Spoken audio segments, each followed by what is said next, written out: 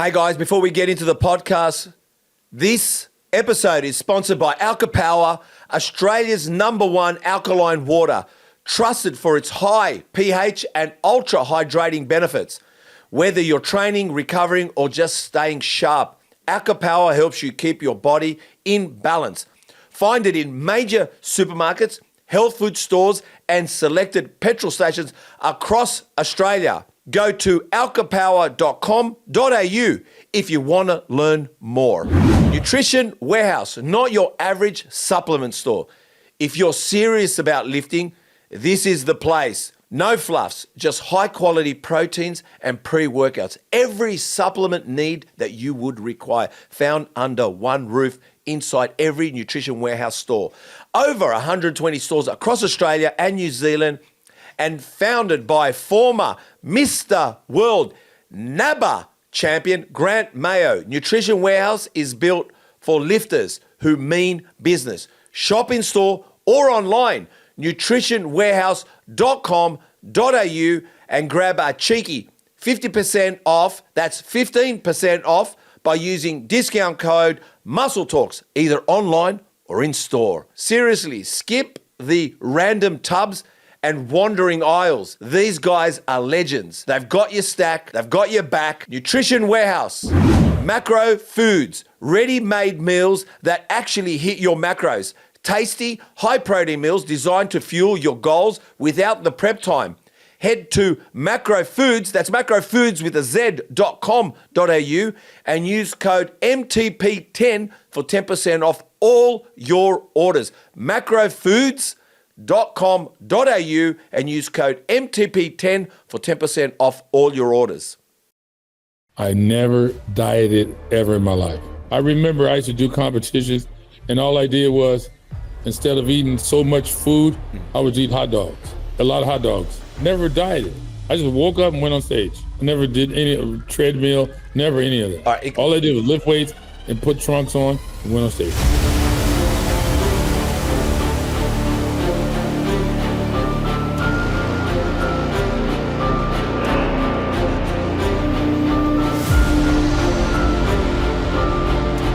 Never met a human being with 2 legs on the planet Earth who trained harder than I did. I would train 3 hours a day. Yeah. If you last 20 minutes, I would shake your hand. Because in 20 minutes, you're done. You're throwing up, you're dead. Pushing you out of the way, and I'm continuing. Guys would tell me, hey, I'm bodybuilders. Hey, I'm going to Europe to do a show. I go, really? Okay, cool. How long are you gonna stay? Well, only for Saturday, then I'm coming back. All that money. I would never do that. It was an 11-hour flight. If I go 11 hours, I better have a tour set up. And before I left my house, I knew if I had $40,000, it was easy for me to make $40,000 real quick because I had everything organized. Yeah.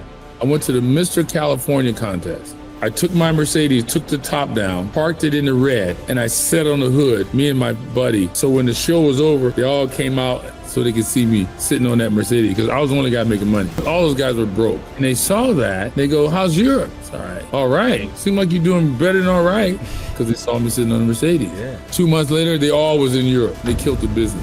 Steroids are the thing of the past. It's growth hormone, insulin. There's so much crazy stuff they're doing. It's a whole different world. Anabolic steroid is like an aspirin for those guys. I was Vince Taylor, Sean Ray, Melvin Anthony. I was like, right now we have AI, Chat GPT, right? Yeah. I was their Chat GPT. Hey, John, I got a problem. Here's what's going on. What do you think? I may have never said this to anybody. I kept this pretty much a secret. Every room John entered was like a stage. Lights, sound, camera, eyes on me, action. 3 times Mr. Universe, multiple Mr. Worlds. First Mr. Watch contest at 15 or 16, placed 3rd there. And they told him, if you took it a little bit seriously, John, you could have got first. And that was with 30 to 40 competitors. The first to mix 2 or 3 tracks in a posing routine. Focus was on mind and muscle connection. A philosophy emphasized that bodybuilding was not just about big, but being memorable. Memorable he was, traveling the world as a guest, showcasing bodybuilding. Mentor to many, even his own 3 sons. The man who brought bodybuilding, showmanship, and posing with such emotion, rhythm, and style that made it his story. Please help me welcome Mr. John Brown.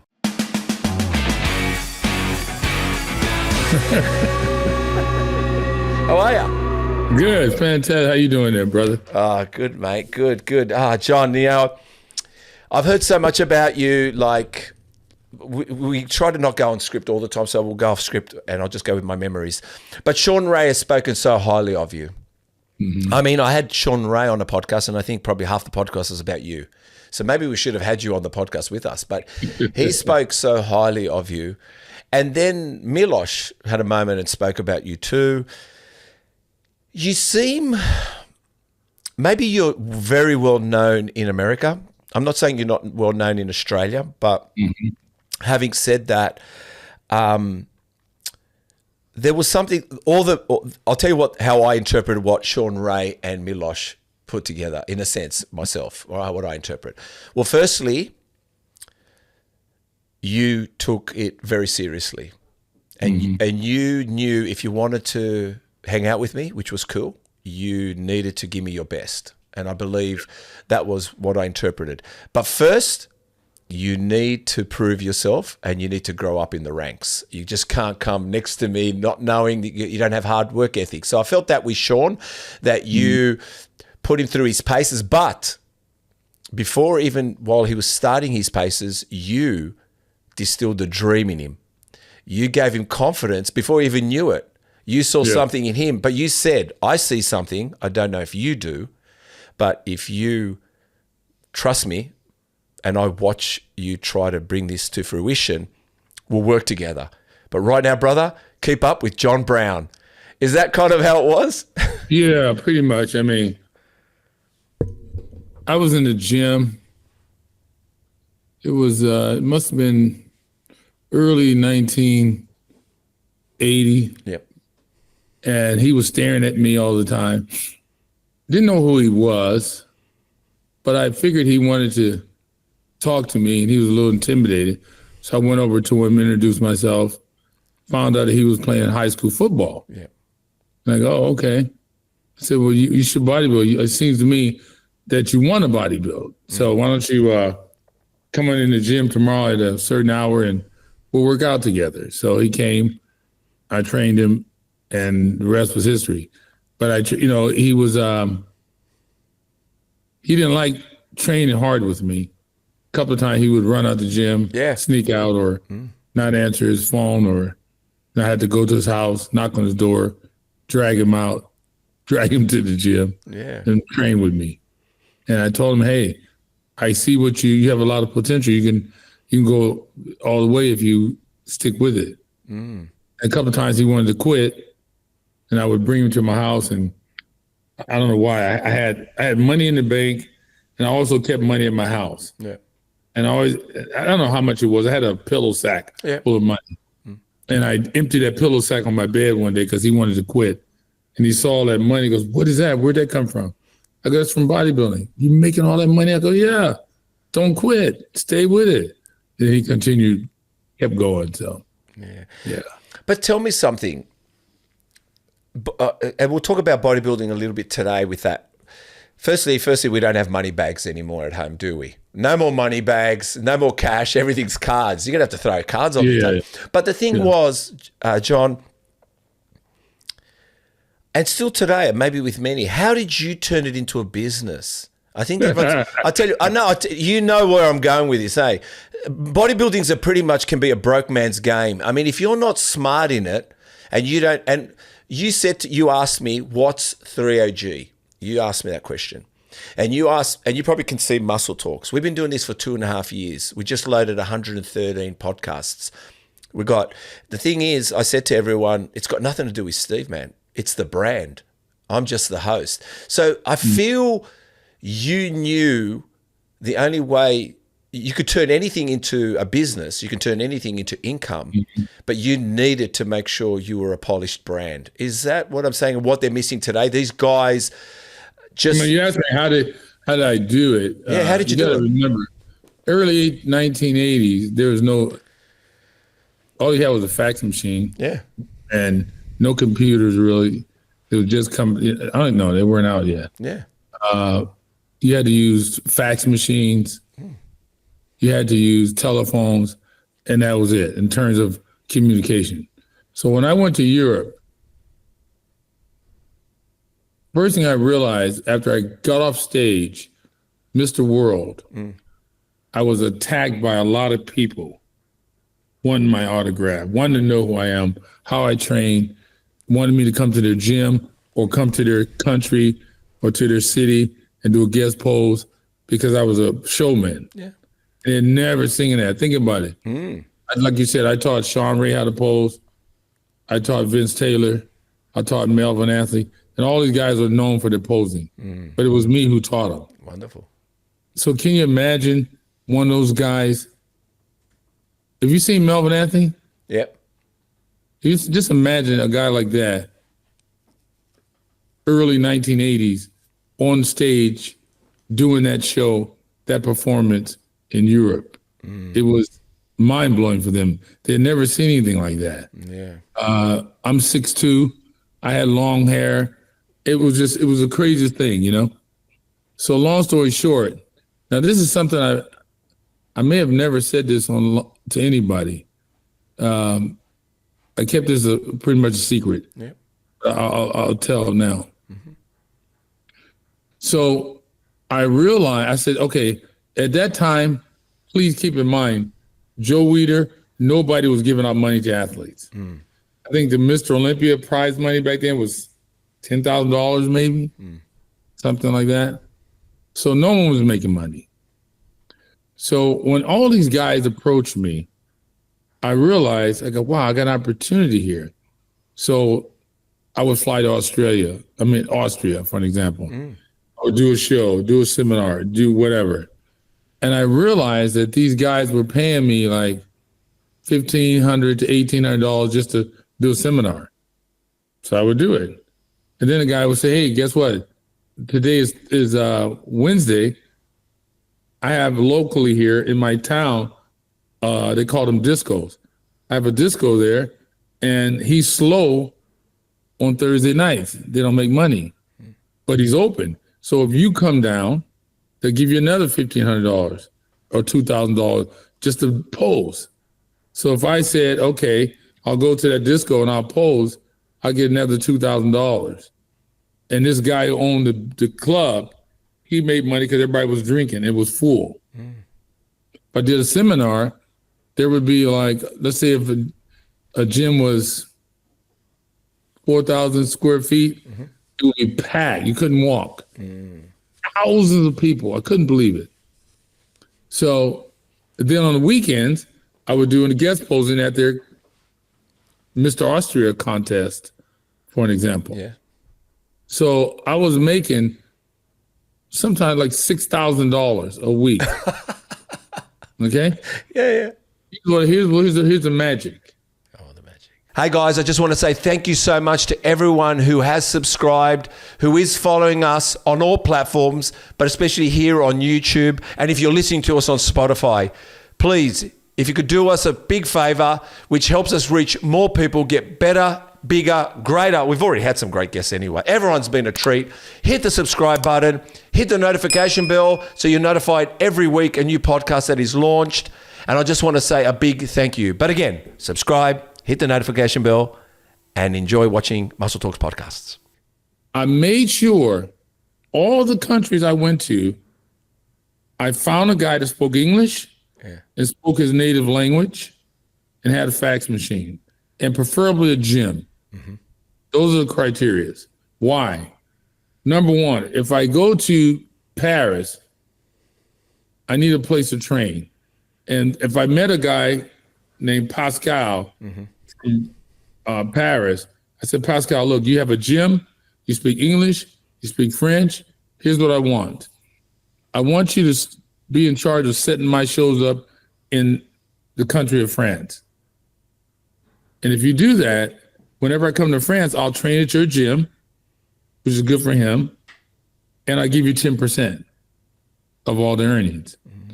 He said, okay. So he was excited to have me train his gym, Plus, he would call around his city to different studios. They called them studios. They were to gyms. And ask his gym owner if they want to have a seminar with me. He'll ask this guy with a disco, would he like for me to come to his club on Thursday nights?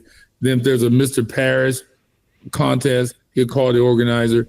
Do you want John Brown to come to pose at your competition? So when I go home, I would never leave my house. Let's say I decided November, December, and January to go to Europe. I would fax everybody or call them. Hey, here's my 3 months I'm available, or 2 months that I'm available. Start booking shows. They would book shows. They would fax me. I go, oh, can't do that one because I got one already booked on that same day, but I can do, a seminar, or I can go, do a disco show. And I would just keep doing that. And before I left my house, I knew if I had $40,000, it was easy for me to make it for $40,000 real quick. Wow. Because I had everything organized. Yeah. Fast forward 20 years later, guys would tell me, hey, I'm bodybuilders. Hey, I'm going to Europe to do a show. I go, really? Okay, cool. How long are you going to stay? Well, only for Saturday, I'm coming back. All that money. I would never do that. It was an 11-hour flight. If I go 11 hours, I better have a tour set up. I had on paper how much money I'm making. Wow. And also, I would always make a little bit more because there's always shows being added on as I was there, and they found out I was there. I was doing that so much that people thought I lived in Europe. Okay? Yeah. So think about a typical gym near your house. Bodybuilder comes like me, do a seminar. And when I tell you, it was packed like sardines. You couldn't move. People were like this together. Yeah. I went to a seminar in Germany, maybe 91 or so. Lee Haney was giving a seminar. I was in that same city. I think it was Wuppertal. I said, well, let me go see Lee, right? I'm here, he's here. It was 12 people in that seminar. 12 people. That's not normal. No. Then I knew it was over. But I made one mistake. I never told anybody what I told you how I was making money. Made one mistake. I was in Germany and I went to a gym. After I worked out, I went next door to a car dealership, a Mercedes dealership. And the guy on the dealership recognized me. Hey, John Brown, can I have your autograph? And we just start talking. He goes, you want to buy a Mercedes? I go, I can't afford that. Don't worry about it. I'll give you a good price. I can't remember exactly how much it was, but it was dirt cheap. Yeah. A brand new convertible Mercedes. Right? And that was like 1982 or 3. Wow. 83. Brand new convertible Mercedes. I said, how am I going to get it to California? I'll ship it for you. Don't worry about it. Okay. That was a mistake I made. Oh. Because when I left to go to Europe to compete, the IFBB kicked me out of the organization. But keep in mind, I was an amateur, so I never was part of the IFBB. But they kicked me out of something I wasn't even a part of. Why did they kick you out?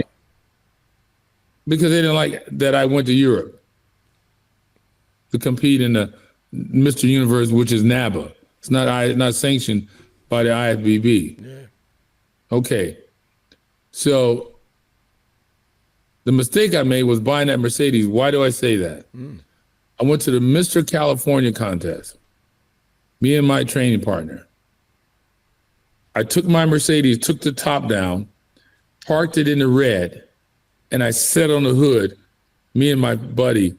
So when the show was over, they all came out so they could see me sitting on that Mercedes because I was the only guy making money. Yeah. All those guys were broke. Yeah. And they saw that. They go, how's Europe? It's all right. All right. Seemed like you're doing better than all right because they saw me sitting on the Mercedes. Yeah. 2 months later, they all was in Europe. They killed the business. I shouldn't have done that. I should have not showed him my car, kept it a secret. Because I was the only guy there cleaning up. I mean, when I tell you I was cleaning up, I was cleaning up. A lot of money. Do you? Heck, Yeah. Do you think? Correct me if I'm wrong, okay? Because I like business, I like this story, and I do believe you are a mentor. You could mentor business people, mentor people up and coming about learning how to project where your money's going to come from, know what's to come, and know how to work for it. It was more like you knew how to set yourself up accordingly. Like you said, you knew, I'm going to Europe, 40 grand. There it is. If I do this, this, and this, and this. And I'm sure from all that, it formed a discipline in you to make sure you trained, you were at peak. You might have turned up to the clubs, you might have turned up there, but you knew your focus. Your focus was the organizers, the focus was you, the focus was the fans. yes. And people forget that. Their ego takes over, and they become so self-centered that their arrogancy comes through, and they do fuck it up for everyone. And I think today, and I'm assuming, tell me if I'm wrong, I'm assuming that when they went over to Europe and ruined it, say, not just for you, but ruined it for everyone, is they also went and bastardized it. They went and Yes. they not only cheapened it, they didn't respect the country, they didn't respect the organizers, because you can't be an American. Yes, we love America. America, like when an American comes to Australia and he's in a bar, you can hear an American. But if he's welcoming, you love him even more. Like like an Aussie. If an Aussie comes over to America, you hear him talk, "G'day, mate, shrimp on the barbie," and you want that. You want the Aussie guy to laugh with you. You want him to go, "Yeah, bro." But I feel like these guys, and I'll tell you why it's similar today. I feel like these guys went over and cheapened it for you. They probably went over on the cheap as well. So in other Well, words, they did, because I went to do a seminar, yeah, and without naming names, I gave my price, which is normal. yeah. Oh, the organizer wants to do it cheaper. I go, how much cheaper? And he gave me, I think he said like $800 or $1,100. Normally it's $2,000. I go, well, what? Then he mentioned some names of some athletes who was accepting that price point. And I go, oh, they killed the market because they lowered it so much that there was no more money to be made. Well, let me tell you about today. I'll tell you about today.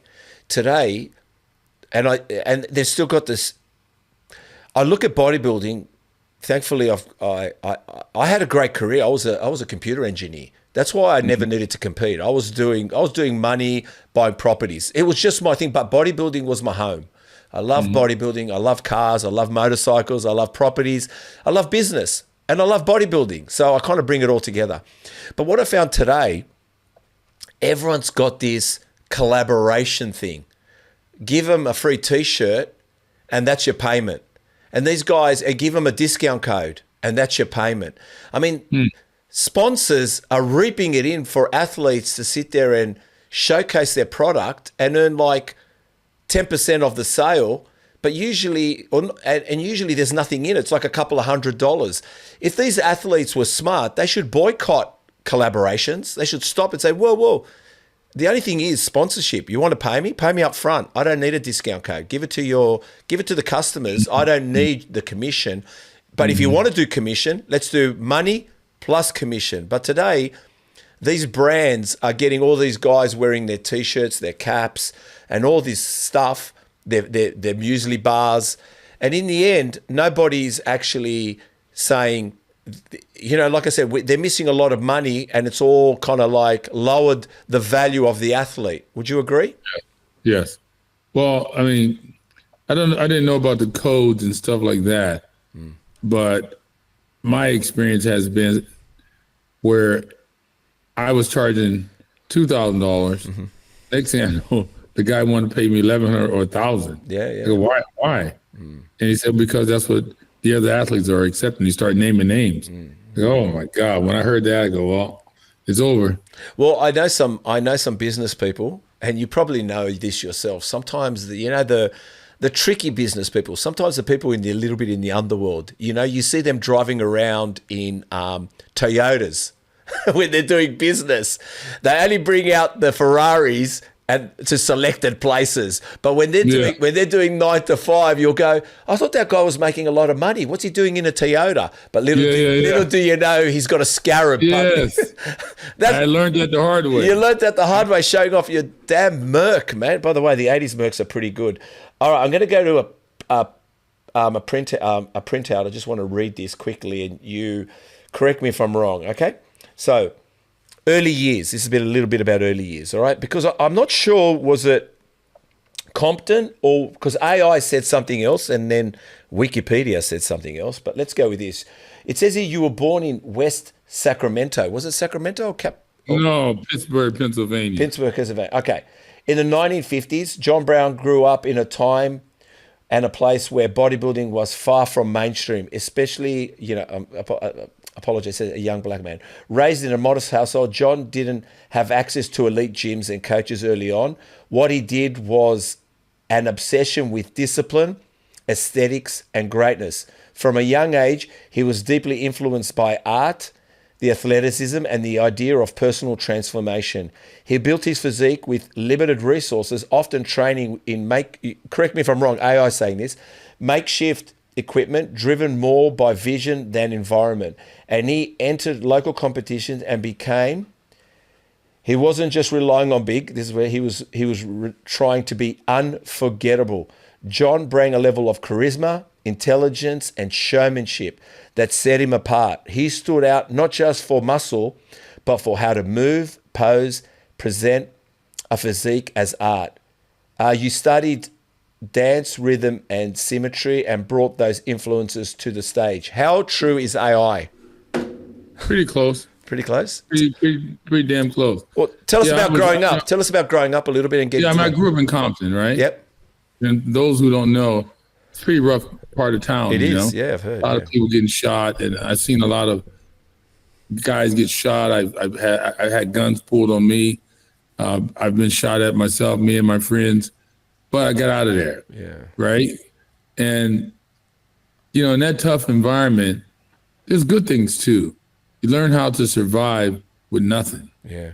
So if ever in your life, because life gives you ups and downs. Yeah.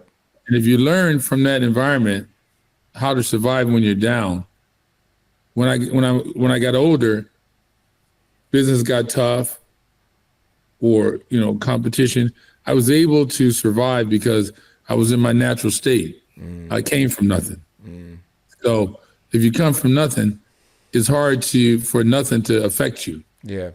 I notice guys around me who were born with silver spoons in their mouth.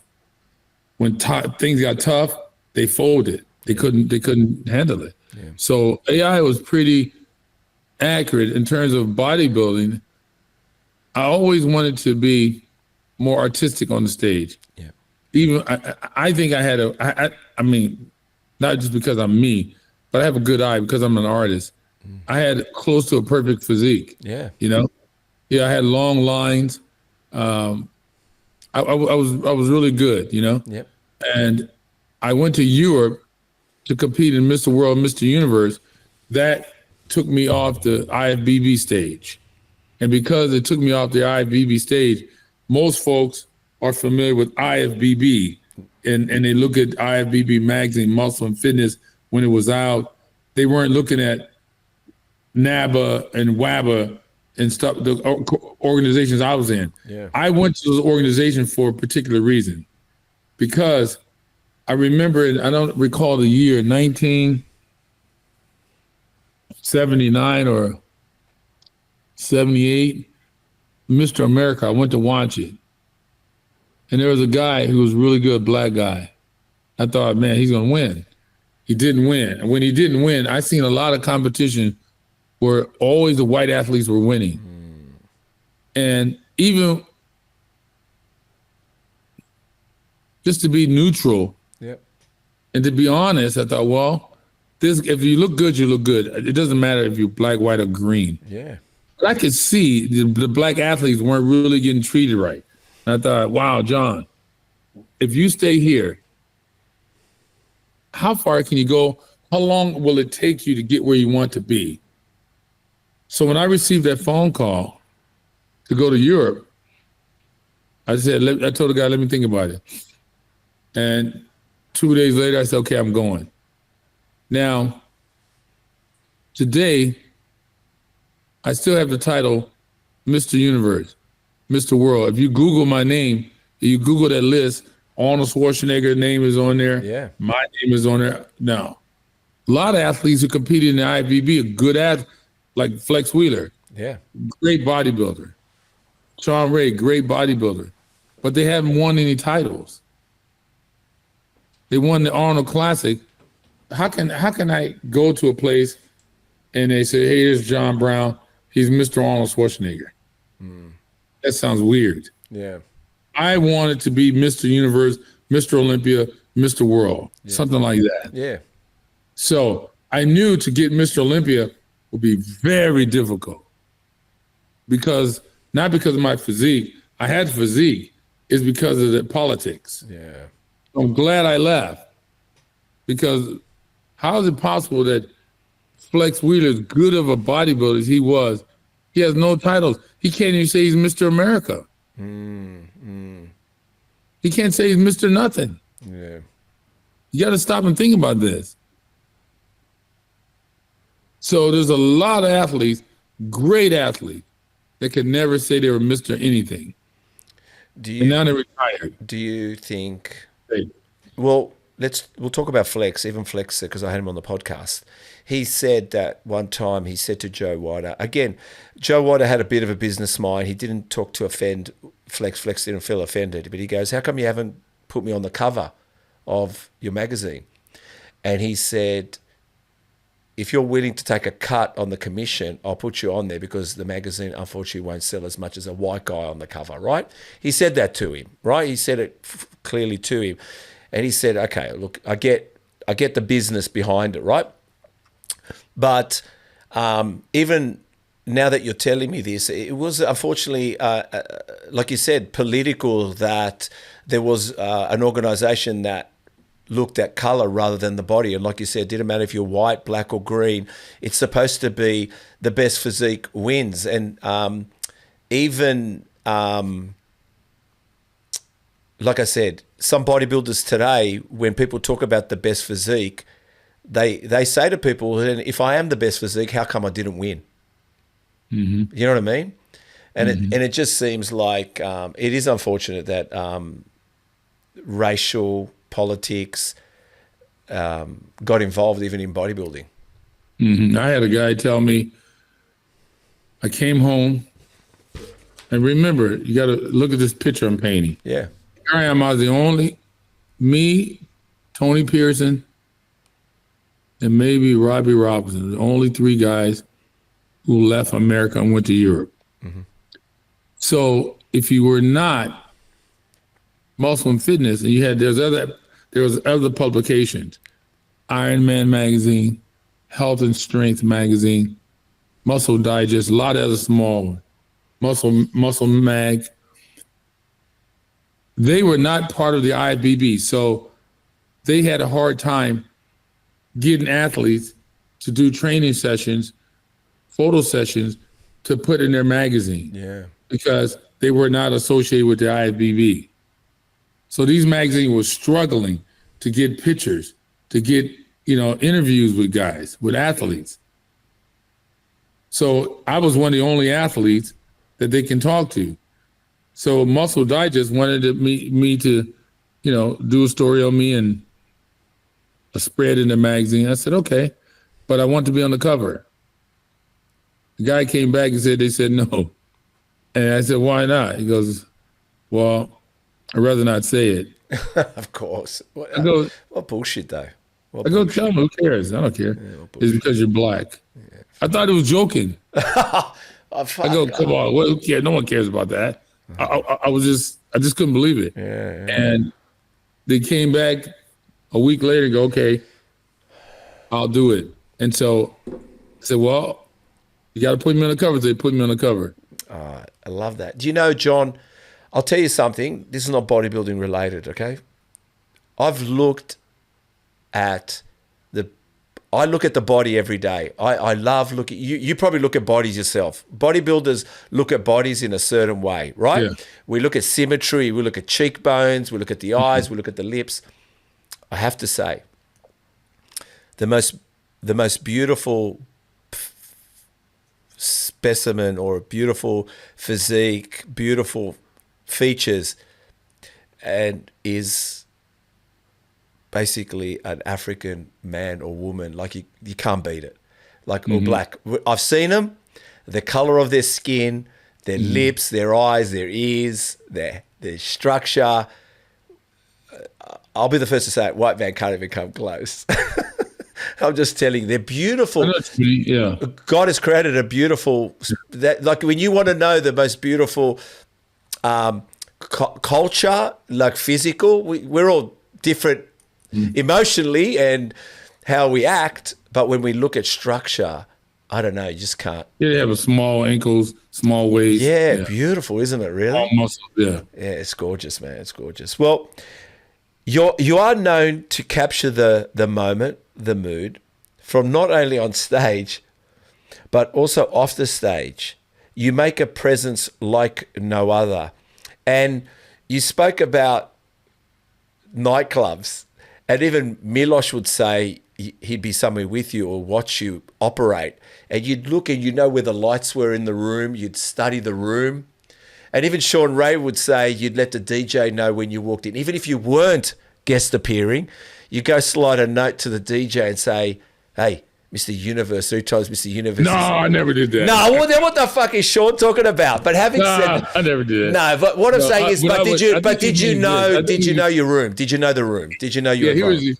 Here's what he's referring to. Okay. That I won a Mr. Universe. I don't know how old I was. 21, 22 or something. I was young, right? Yeah. But I didn't know that I was young to win that. Yeah. We would all go out dancing. Yeah. And when I was a kid, my friend's mother told me something I never forgot. Which was? We're like 12 years old trying to meet girls dancing. Yeah. She goes, son, I know you guys are trying to meet girls. Why don't you have a seat on the couch? And if there's a girl in here who likes you, she'll let you know. I never forgot that. So, and when I became old enough to go into partying, I said, okay, no need to dance around. So I would tell Sean and probably Milo too, hey, just find a light. Let's stand on a light where I can see it, and just stand there. And if there's a girl in here who likes you, she'll find you. She'll let you know. I love it. So that's what he's referring to. I would just say, look, because they're running around dancing, grabbing girls. Whoa, slow down, Captain. Take it easy. Find a nice place where there's a light, where they can see you. And if anybody likes you, she'll let you know. That's what I was telling him. Well, tell me something. What's happened to, again, we keep saying, there's more things what's happened. We're going to go to what's happened a bit.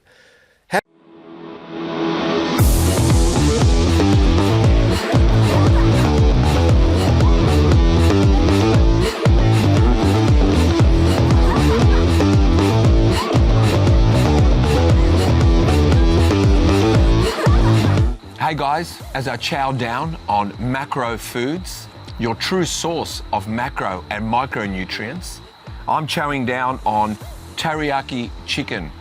7 grams of carbs, 50 grams of protein, and only 334 calories. You know, you got no excuse to not get your meals in, and I'm a true advocate for about 5 meals a day. I always get my meals in, and to make sure you get your meals in, you go to macrofoods.com.au and order now. Use code MTP10 to get 10% off. macrofoods.com.au, use code MTP10 to get 10% off. Go get yours now. How come bodybuilders don't seem like they're having fun now? Because I did bodybuilding, I started late 80s and I did it through the 90s. And I'm going to tell you what it was like a little bit, right? So we'd go to a gym that was firstly not air conditioned, nothing. It was just raw. You know what I mean? It was either cold or hot in there. Fans blowing. And you knew if it was a Friday and you said to your mate, well, this is me. I go, let's go have a pump and we'll go out tonight. Like really feel good, you know? So you'd go have a workout, and you feel good. You go home and get into your nice clothes, have a shower, put the aftershave on, all that stuff, the cologne. Yeah. So we'd go out, and purposely we'd make sure it was a nice fitted shirt. We wanted to show off a little bit of the guns. But like you said, we wanted to dance, but we wanted to dance with the girls. And we did, you don't have to say that, I'll say, we did like it when the girls grabbed our biceps and say, wow, I love your arms. And you go, yeah, I've worked hard for these, right? You go, I've worked hard for these. And then not only did you dance and have a good time, sometimes at the end of the night, you'd go to your friends, hey, there's a steakhouse somewhere. Let's protein up again. Like, you know what I mean? So you go out and have a midnight dinner together, like 1 o'clock in the morning. You'd be there at a diner. I never, ever went to bed without eating. That's right. So you'd be at a diner eating because you've danced. You've danced Yes. and carried on. Yes. Yeah. And then you'll be dropping off your mate at like 3 o'clock in the morning. And the first thing you'd say to each other, being maybe if you lived on the coast, you go, hey, shall we go show off those bodies in the at the beach? And you go, yeah. But you go, but how about a workout beforehand? So not only did you do 3 hours worth of sleep, 4 hours, you hit the gym again. And then you hit the beach. I mean, bodybuilding was fun. But it seems like nobody's having fun anymore. I can't really comment on that because I haven't been around these guys in a while, But everyone's got Tupperware containers. When I stopped bodybuilding. Everyone's got Tupperware containers, mate. Yeah. I stopped bodybuilding and I started a business. Selling women's, clothing. Yeah. And I kind of detached myself from that. Then I had these 3 boys. Yeah. So Sean is the only person who calls me or Melvin, hey, there's a contest. Let's go see it. And I'll go see it. But I don't like that men's physique. That's kind of stupid to me. Yeah. Well, tell me something then. But what I'm saying is why can't they let their shoulders down and enjoy bodybuilding for what it is? And if they're not, I don't know what they're doing. I don't know. I mean, maybe they think they shit don't stink, They think they too good to. I don't know what they think. That would be weird if that's true. And you mentioned this men's physique. You're not a fan of the men's physique? Hey, it's stupid. Can I just ask why? Not so I can assume. I just don't like to assume. Well, I mean, they got those long board shorts on, and they stand there with their stupid pose. Even the pose looks dumb. Yeah. It's awkward. It's there's no symmetry in motion. There's no aesthetic. It's not aesthetic. It's completely weird. It reminds me of guys who've been to prison. When a guy comes out of prison, they're always big on their upper body with skinny legs. And we laugh at those guys because they look ridiculous. Yeah. Like you push them, they'll fall over. Yeah.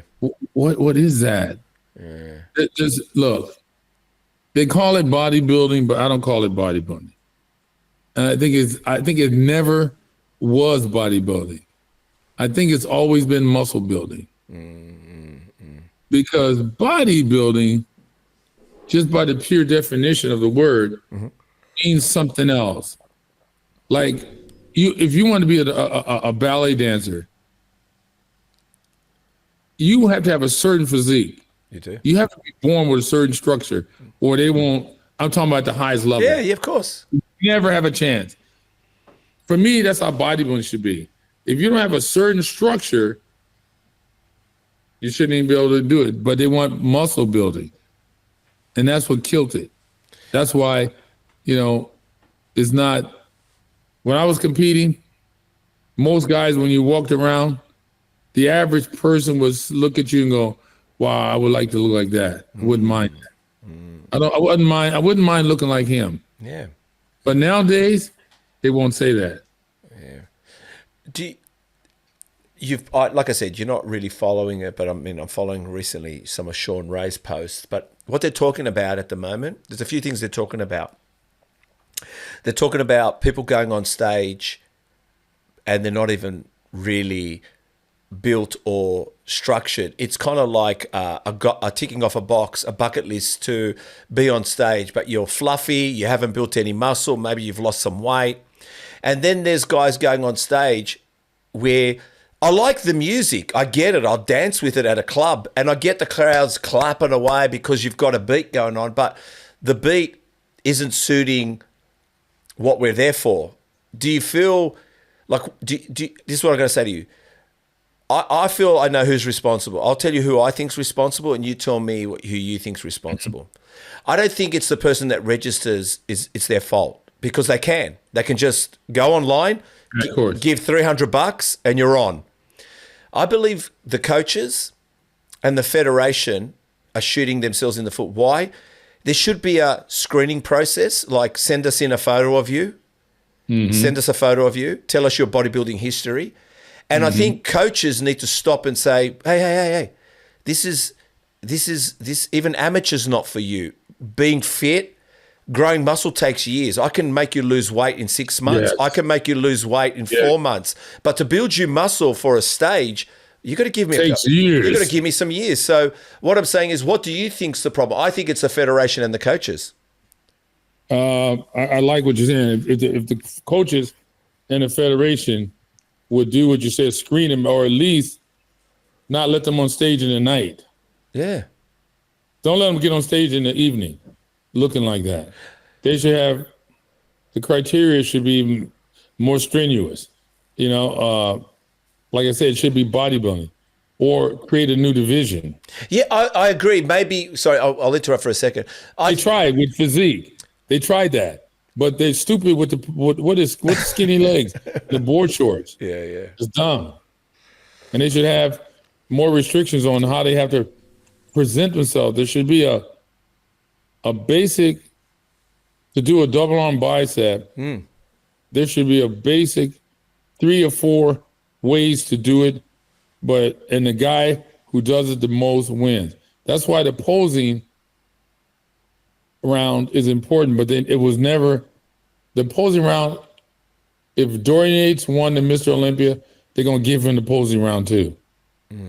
Should be separate. They shouldn't do that. It should be separate. It should be separate. Yeah, I agree with you. But I think as well, I agree, if there's a transformation round, and I think if they're listening, this is a great business tool. If I was a business person, you're going to get heaps of registrations. But you've got to cap it. You can't have 60 people go on stage. You can't have this show going on forever. But what you do is cap it for transformation. And it's not a novice. We're not talking novice. Do not touch novice. Your first time on stage is novice, first time bodybuilder. That shouldn't be touched. It's got to be where, the crowd hasn't come in yet. It's at the beginning of the show. Get them on, get them off. You know what I mean? And you've ticked off a bucket list. Your family came and saw you. You went on stage.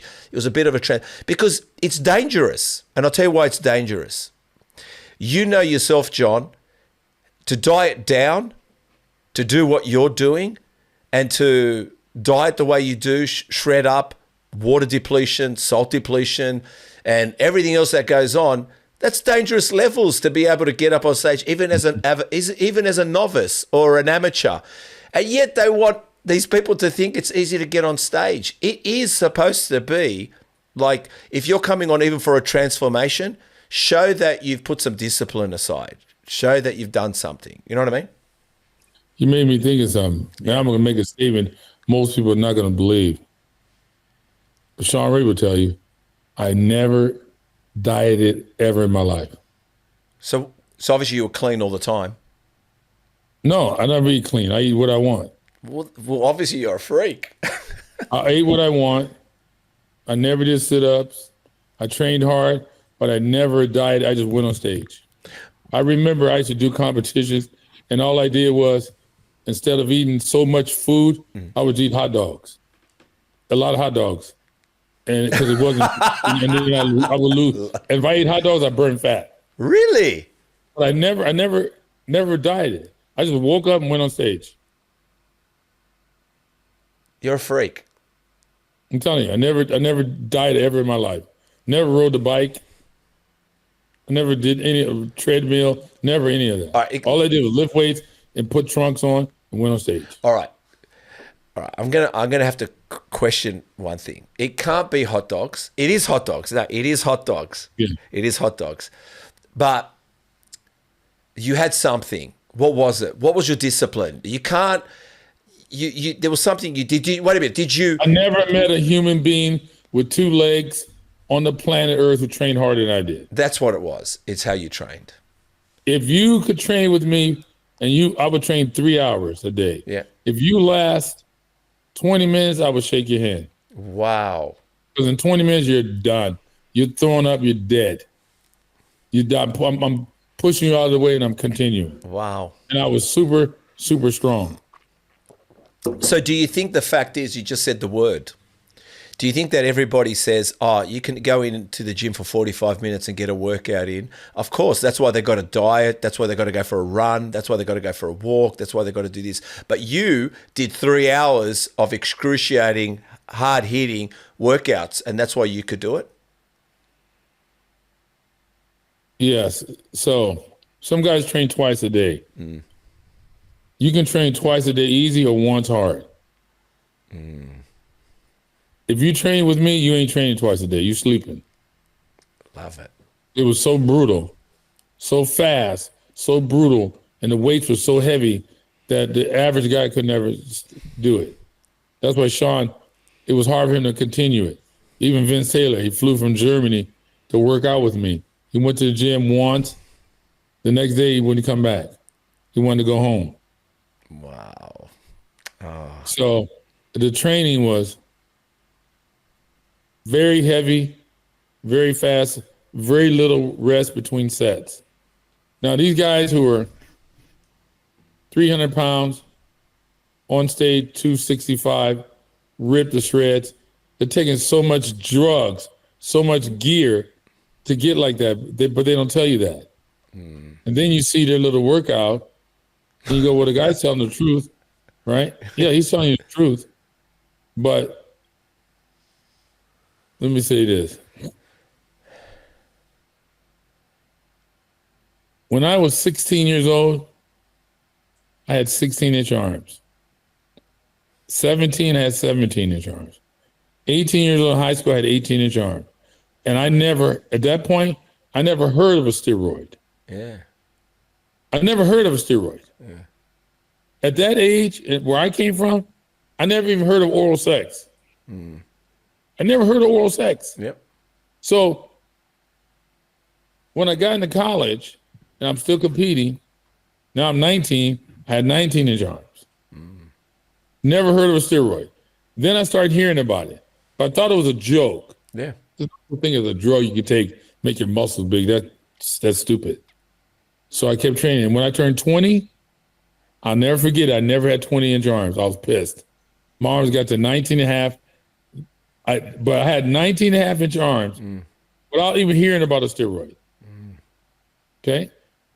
To do that, got to know how to train freaking hard. Listen carefully. To do that, you have to know how to make muscle grow with weights. To make muscle grow with weights is a dying art form. No one knows how to do it anymore. Wow. Jesus Christ. That's like, that's heavy. That's blown my fucking brain. Oh. Yes.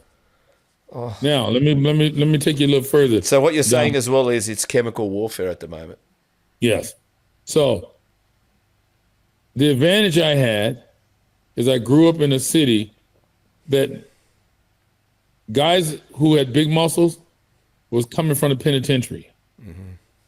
So in the gym, my friend Eric, his brother came home from prison. And he goes, my brother's home. He has 20-inch arms. I said, shut up. Or 21s or whatever it was. We ran to his house. we were afraid of him. Yeah.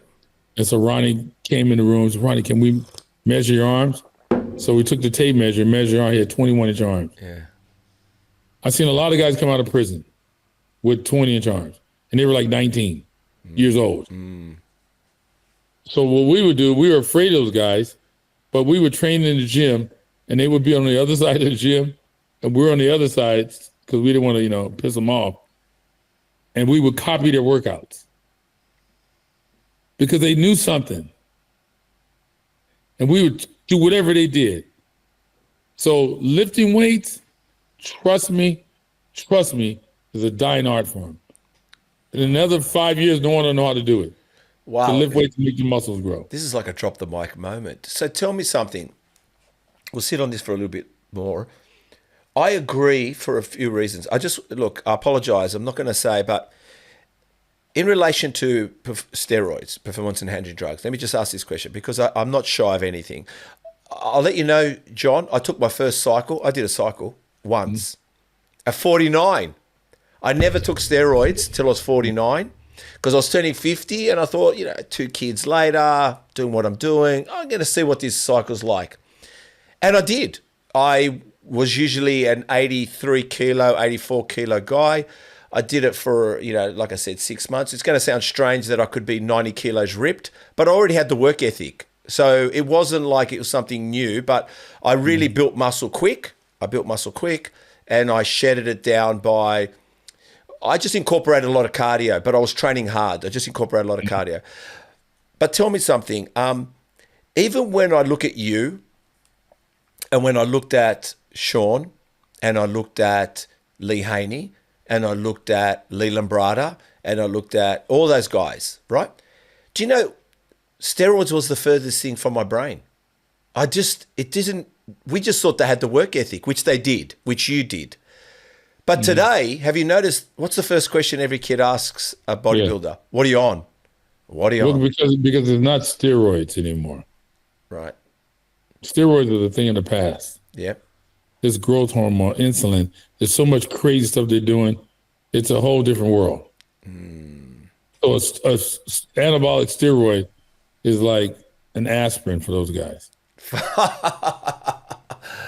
Oh my God. And also, correct me if I'm wrong, back then, it wasn't really, even though whoever was taking it, for yourself or anyone, I'm not here to quiz you. What I'm asking is, it wasn't something that was abused in some ways, was it? Because it had to marry into what you're already doing. I mean, there's always some gym rats who abused it. There's some bodybuilders, I'm sure, that abused it. Yeah, they did. I mean, they're going to do that. But, it's... like you said, it's mind-blowing to sit down and stop for a second. And I may have to let me think about this. We could be already there that lifting weights and making your muscle grow without steroids no one knows how to do it. It's gone. Yeah. It's a thing in the past. Well, there's enough kids today, and I'm sure it's in America as well. I mean, I told you I didn't compete, right? And I'll tell you why I didn't compete. One, I didn't know how good I was naturally. So I was under the assumption that some of the guys, they were natural on stage, but you always thought, because back then it was tested. Remember back then they did their strict testing. They don't test anymore. No one tests anymore. But back then they did their strict testing. And I just was concerned about cheats. I didn't like it if there was going to be cheats on stage. It didn't matter. But I guess I didn't go on stage because I thought, I'm not taking steroids or I'm not taking... But I still should have competed. Hindsight, I should have done it. But today, kids are taking chemicals and they're not even going to stage. They're not doing anything. They're just doing it every day. Not even for... There's a lot of older gentlemen and women taking growth hormone. Yes. And it's very dangerous because if you take growth hormone, it doesn't only make your muscles grow. If you have a dormant cell, let's say leukemia, it wakes it up. Yeah. It makes enlarge your heart. Yeah. It does a lot of bad things to you. But the doctors tell you it's the fountain of youth. And there's a lot of guys walking around all jacked up, because they're taking this growth hormone. But I'm telling you now, if you listen into what I'm saying, it's very dangerous, very dangerous. Growth hormone is very, very dangerous. Most guys die of heart attacks from taking that. Dorian Yates said on a podcast, which I found amazing, quite refreshing to listen to. This is what he said. He said this: whatever you've built with steroids, whatever you've built artificially, once you start the artificial, you go back to normal. meaning you can still be muscular, but whatever you built that wasn't naturally you, once you stop injecting, once you stop taking, nature will just bring you to your best version you were before. So, so he was saying that whatever I built with steroids, steroids got me there. Once I took that equation out of my life, it was never going to keep me there. It took me back. Exactly. Yeah, it's quite amazing, isn't it? It's quite amazing. 100%. You, on an IG post in 2024, you wrote, strength builds confidence. Get in the weight room early. You said you got to get him strong when he's 13. You're talking to a dad. Start bench pressing more than the other guy early. Why? Because when you go to high school, you're going to end up in the gymnasium, the weights room, and there'll be a guy in there comparing to you with other athletes. So, and also comparing how weak the other guy is to themselves. So going to the gym early, picking up weights, not only builds muscle, but prepares you for a future of confidence. Completely. I got 3 sons. Yeah. So my 3 sons, they all could have went to the NFL. My one son got hurt in high school. Hey, and I got injured, he'd have went to the NFL. HBO, ESPN, all these big stations, they've been coming to my house for years, inquiring, asking me questions. How did I develop them like that? Remember what I told you. Lifting weights is a dying art form, but I know how to lift weights. I know the art form. Yeah. So I gave it to my kids. And no one else they competed against ever knew anything about it or how to do it. No trainers. The trainers all around the world, I bet 99% of them don't know how to do it. They don't know how to do it. Yeah. My sons, everyone thought they were taking some type of steroids or something. Yeah. I started a protein company called Cane Protein, CANE. So Cane Protein, I developed when they were like 7, 8, 9 years old. Not to sell. I'm selling it now, but back then was just to give it to them to have an advantage. And I started lifting weights at my house at 5 years old. My kids, 5 years old, you in the garage with me. Wow. Yeah.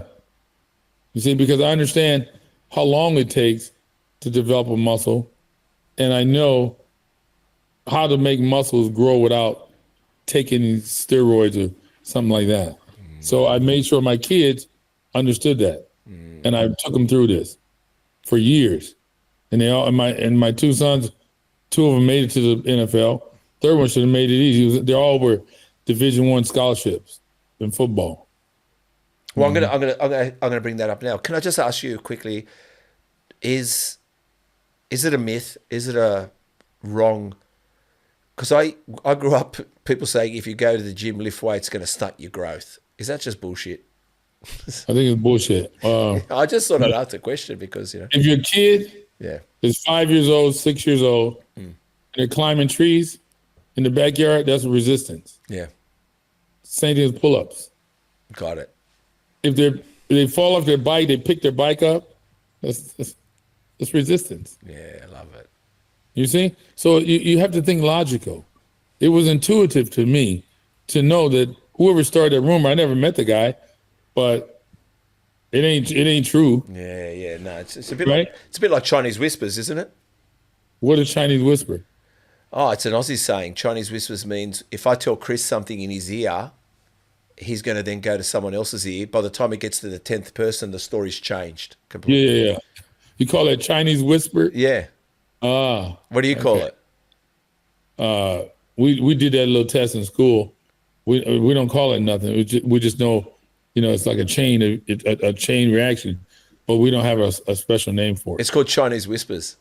Okay, cool. No offense to the Chinese, by the way. Hey guys, how important is hydration? How important is water?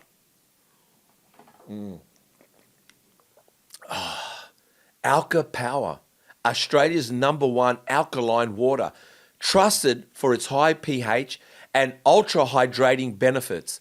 whether you're training, recovering, or just staying sharp.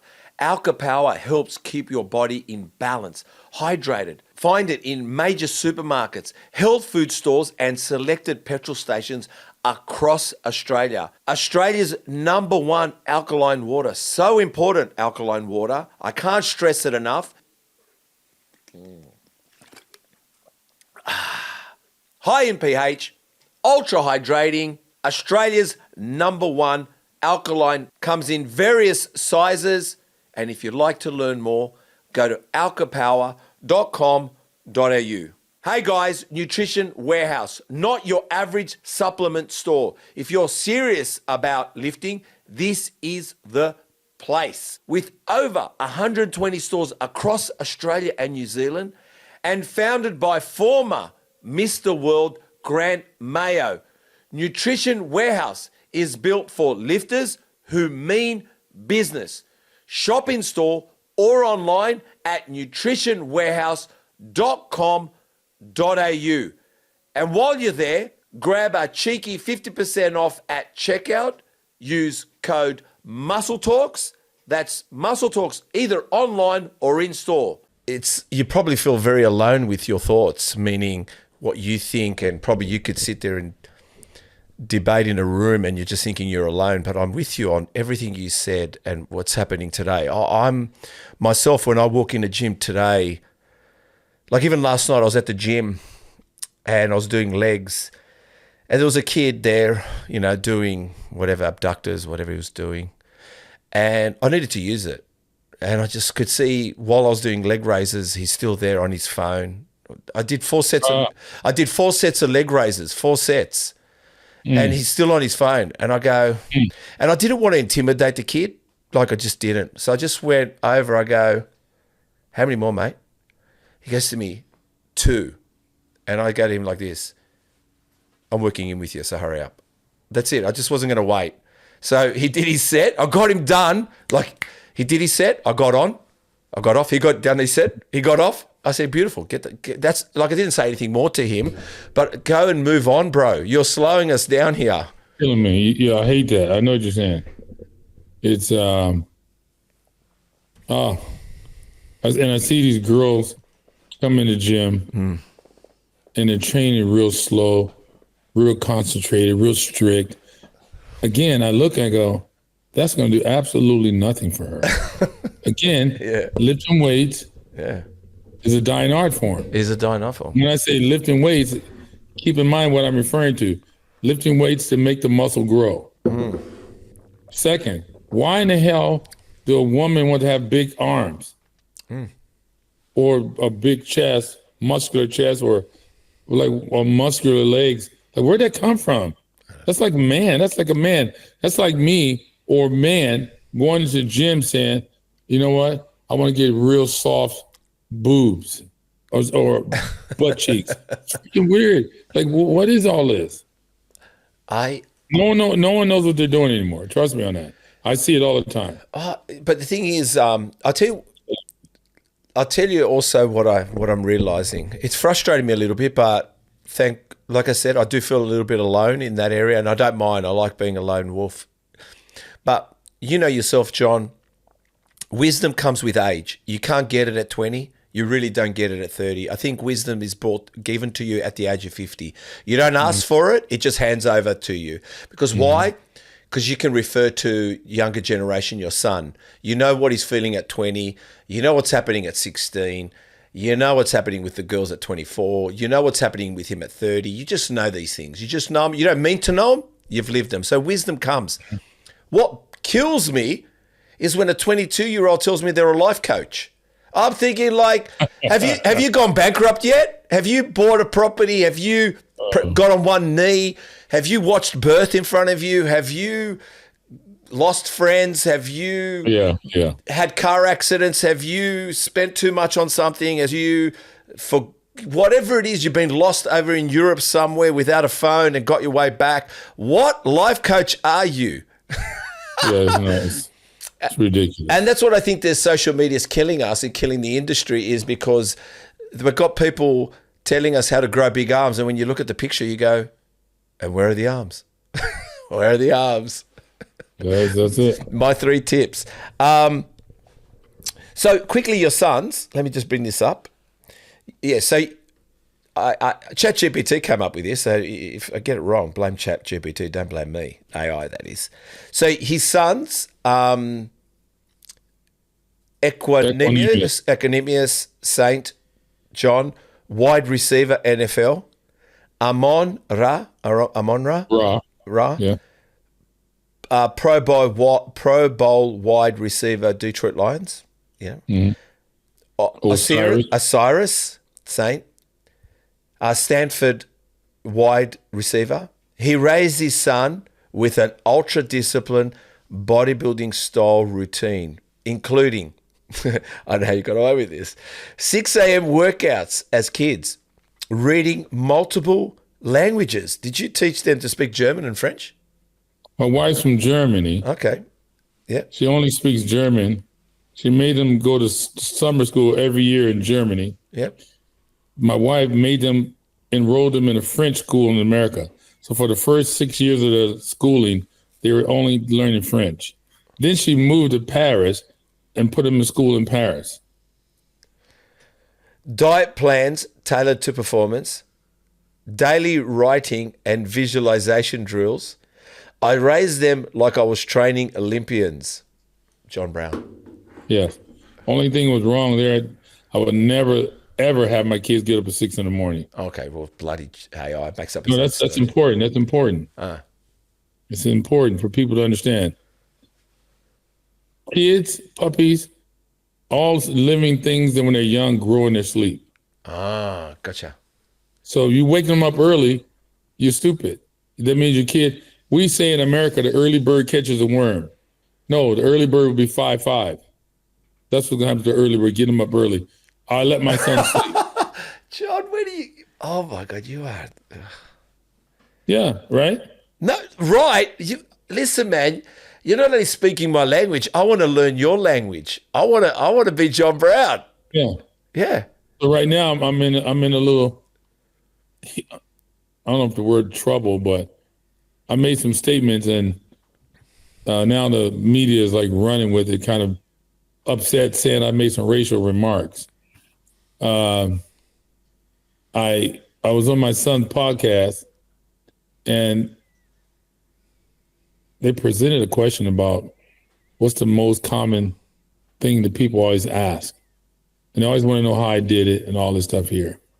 And I said, now, I believe in breeding. What do I mean by that?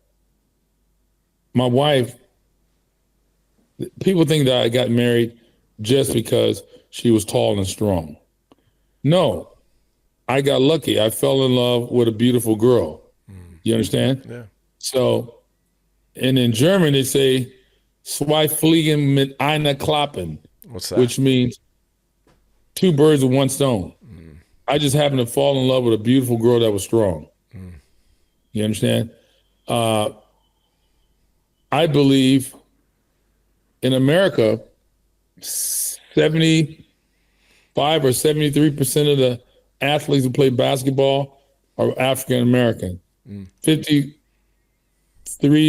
of the football players are African American. 25% are white. Are there good athletes that are white? Are there good athletes that are short? Of course.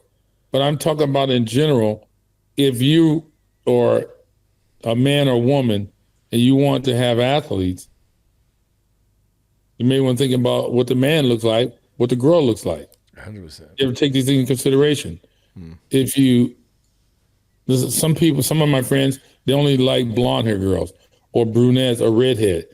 And I'm not going to say they're discriminating against, if you like redheads, that's your thing. You're not discriminating against blondes or brunettes. It's having to be what you like. So I got a little heat because of that. And I believe that since most of the athletes are black, it'd be good to have a black man somewhere in your life, some black blood for your kids. Yeah. You know? No, they're jumping up and down on that, are they? Yeah, they're all mad. But if you don't give a shit, then just marry whoever. Which most do, and that's why the divorce rate's so high. Probably right. But I'm just saying, there's certain things You got to think about, you can fall in love with a beautiful girl or ugly girl. You can fall in love with a tall girl or short girl. You got to think of these things, So my kids were like Chat GPT said, they speak 3 languages. They took you know what the SAT is? Is SAT the final exam in high school? Yeah. Yeah. We call it HSC here. And my son took it in 3 languages. They took it in German, French, and English. Love my mind. They were top in their class, education and athletics. So I tried to build superheroes. Good on you, man. I mean, this is the way I think and the way I was born like this. I can't stop it. It's the way it's what I believe in. Why would you stop? I'll tell you something Flex Wheeler said on a podcast. He said, and I don't need to find it. I know what it said. He said, every generation, we seem to be growing a weaker man. So every next generation is a weaker man. And let me just say something, because I want to hear your point of view, and you wanted to build superheroes. When I was young, and I'm sure yourself as well, when your father told you to go out and mow the lawn, he didn't train you. Why? Because all men were mowing lawns. You would go, walk down the street, and there's a man mowing his lawn. Yeah? So you go, that's how you mow lawns. Now we've got people we pay to mow our lawns, so we don't have to pay attention to them, right? Second thing is, your dad would say, sometimes you washed your dad's car because you wanted to drive it. So you go, you know what, I washed my dad's car. Even when I didn't have my license, he'll let me take it down the street because I was 50, right? Your dad didn't teach you to wash a car. You just watched your dad wash the car. Now we've got car washers. Even a freaking wheelbarrow. I'm sure a kid looking at that with one wheel would say, how do you maneuver a wheelbarrow? It's scary where we're going. Flex Wheeler is right. And I'll tell you one other thing I heard. One time there was a guy, it wasn't about bodybuilding. I think it was an older gentleman said, I read that sometimes kids would fall out of a tree and hurt themselves, like fall down on the ground. And a dad back in the day would look at him and say, it's just a scratch, dust yourself up and move. And the reason he did that was usually that man was at war and watched limbs get blown off and men died before him.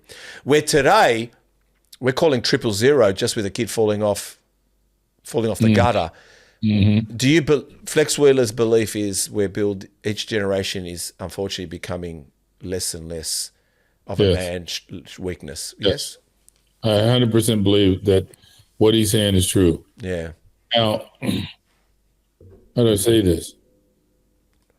I live in California. Yep. And in California, we don't mow lawns. Yep. And I have cousins who live in Ohio. They rake leaves, they mow lawns. Look at my 3 sons.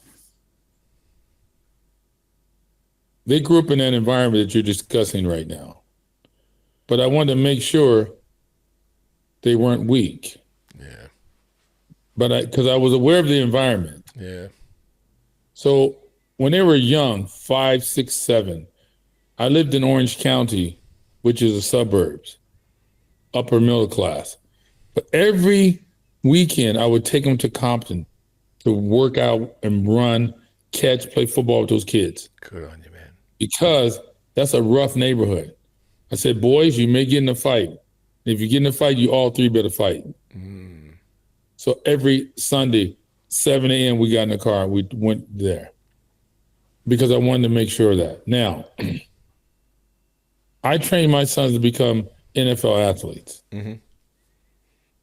This was in my mind from day one. When my wife was pregnant, you notice my son's last name is different than mine. Yeah. It's St. Brown. Why? Because I knew it looked good on the back of a jersey. This one, when my son first popped out of my wife, I'm talking like this. Yeah. So they never. I don't cut lawns. I don't have time for that. I take my car to the car wash. But I told my boys, look, you're gonna learn how to I encourage them to get in fights because I want them to be tough. I go, look, you guys are top in your class in mathematics, reading, everything. You're top in the nation in football. Their plates were overloaded with work, either homework or training with me. It was a lot of time they spent with me or with my wife, education or working out. So I wanted to make sure they had a balance, not all work and no play. So I didn't let them clean up the yard, wash the car. I get it. But I want to make sure people, because a lot of people hear this, they go, well, I know John's story. His sons never did anything. Yeah, but my sons are super smart and super disciplined. You have to instill that discipline somewhere. You got to sacrifice something. You got to sacrifice. Yeah, exactly. Well, it's funny. Like I said, this is going to sound. One more thing here. Yeah, please. That's what I may forget. No. I tell people, my son's plate were overloaded with work. There's no such thing as lazy kids. There's only lazy parents. Amen. You want your kids to play Aussie rules or rugby to be the top in Australia? You have to train them. Mom and dad have to train them. Well, I'll tell you a funny story.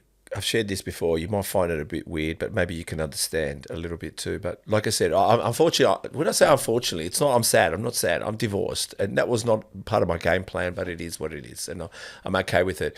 And to be honest, to put some of the disciplines you've put in with your kids, I could never do because I had resistance. So I had to work with the resistance. It's like Star Wars. Jedi's with the resistance. Yes. But the thing is, my son, he's 19 at the moment, right? And school wasn't for him, and that was cool. And my daughter's in performing arts, but he's not a rat bag. He's not a rat bag. He's a good kid. He tells me everything. The one thing we work on is truth. I don't care about anything else. You lie to me, we've broken code. You say the truth, we deal with whatever it is, but we don't break the code of truth with each other. Mm-hmm. And I said to him recently, he doesn't know what he wants to do as a career. And I said this, maybe you can appreciate, maybe you won't. I said, his name is Yanni, right? Which means John, but he just knows Yanni. Which is your name, John? Yanni. Yanni is your name, right? And I said to him, listen, Yanni, I said, he loves to fight, but not on the street. He's done Taekwondo, he's done BJJ, he's done Muay Thai, he's done kickboxing. Mm-hmm. At the moment, he's doing like an MMA thing. Mm-hmm. And I said to him this, I said, look, I don't care that you haven't found your career yet. But you getting up knowing you getting up and having nowhere to go and no aspirations or no drive during your days right now isn't really sitting with me well. So I expect you to be at the gym with your sensei and you better start learning your craft. And he's there twice a day, all day, just learning to be a good fighter.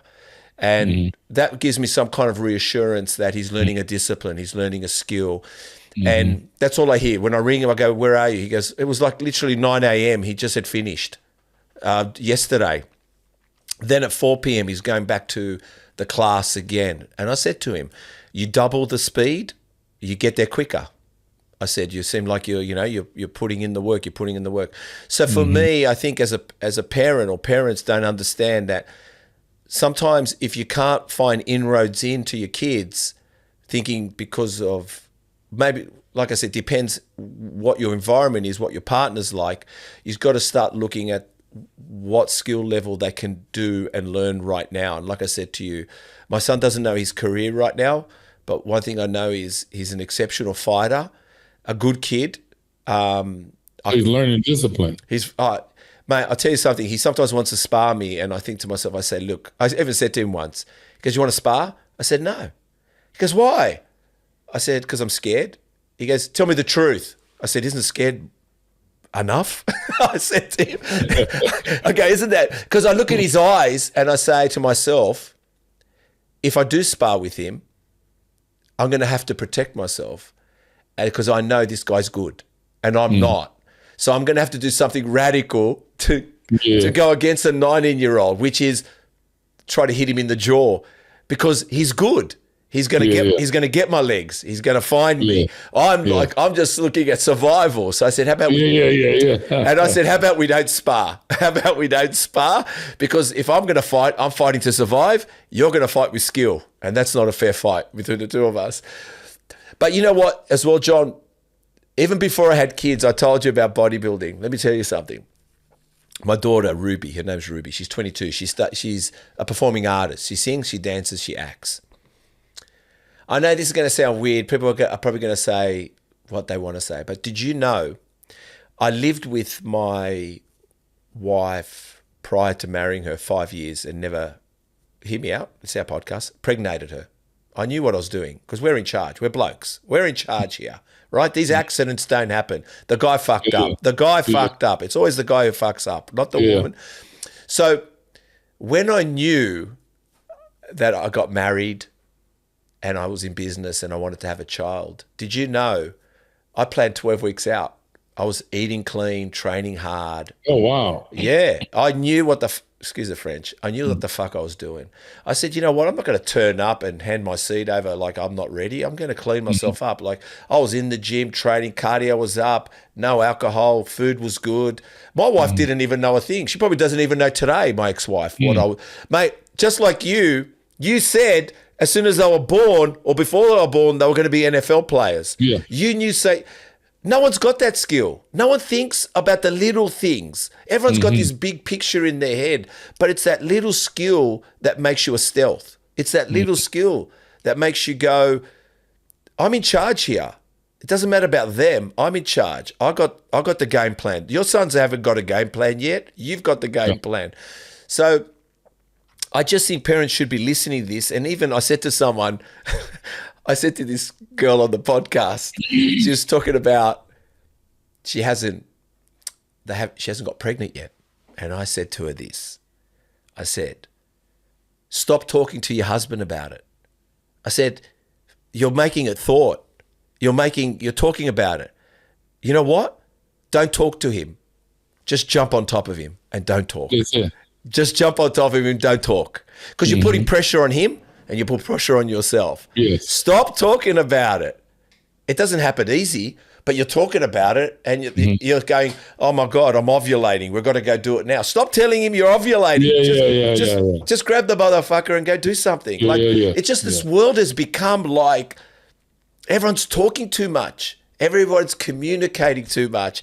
You know yourself, John, if we told women what we really thought, if we told women our darkest stuff, they'd be running out the door.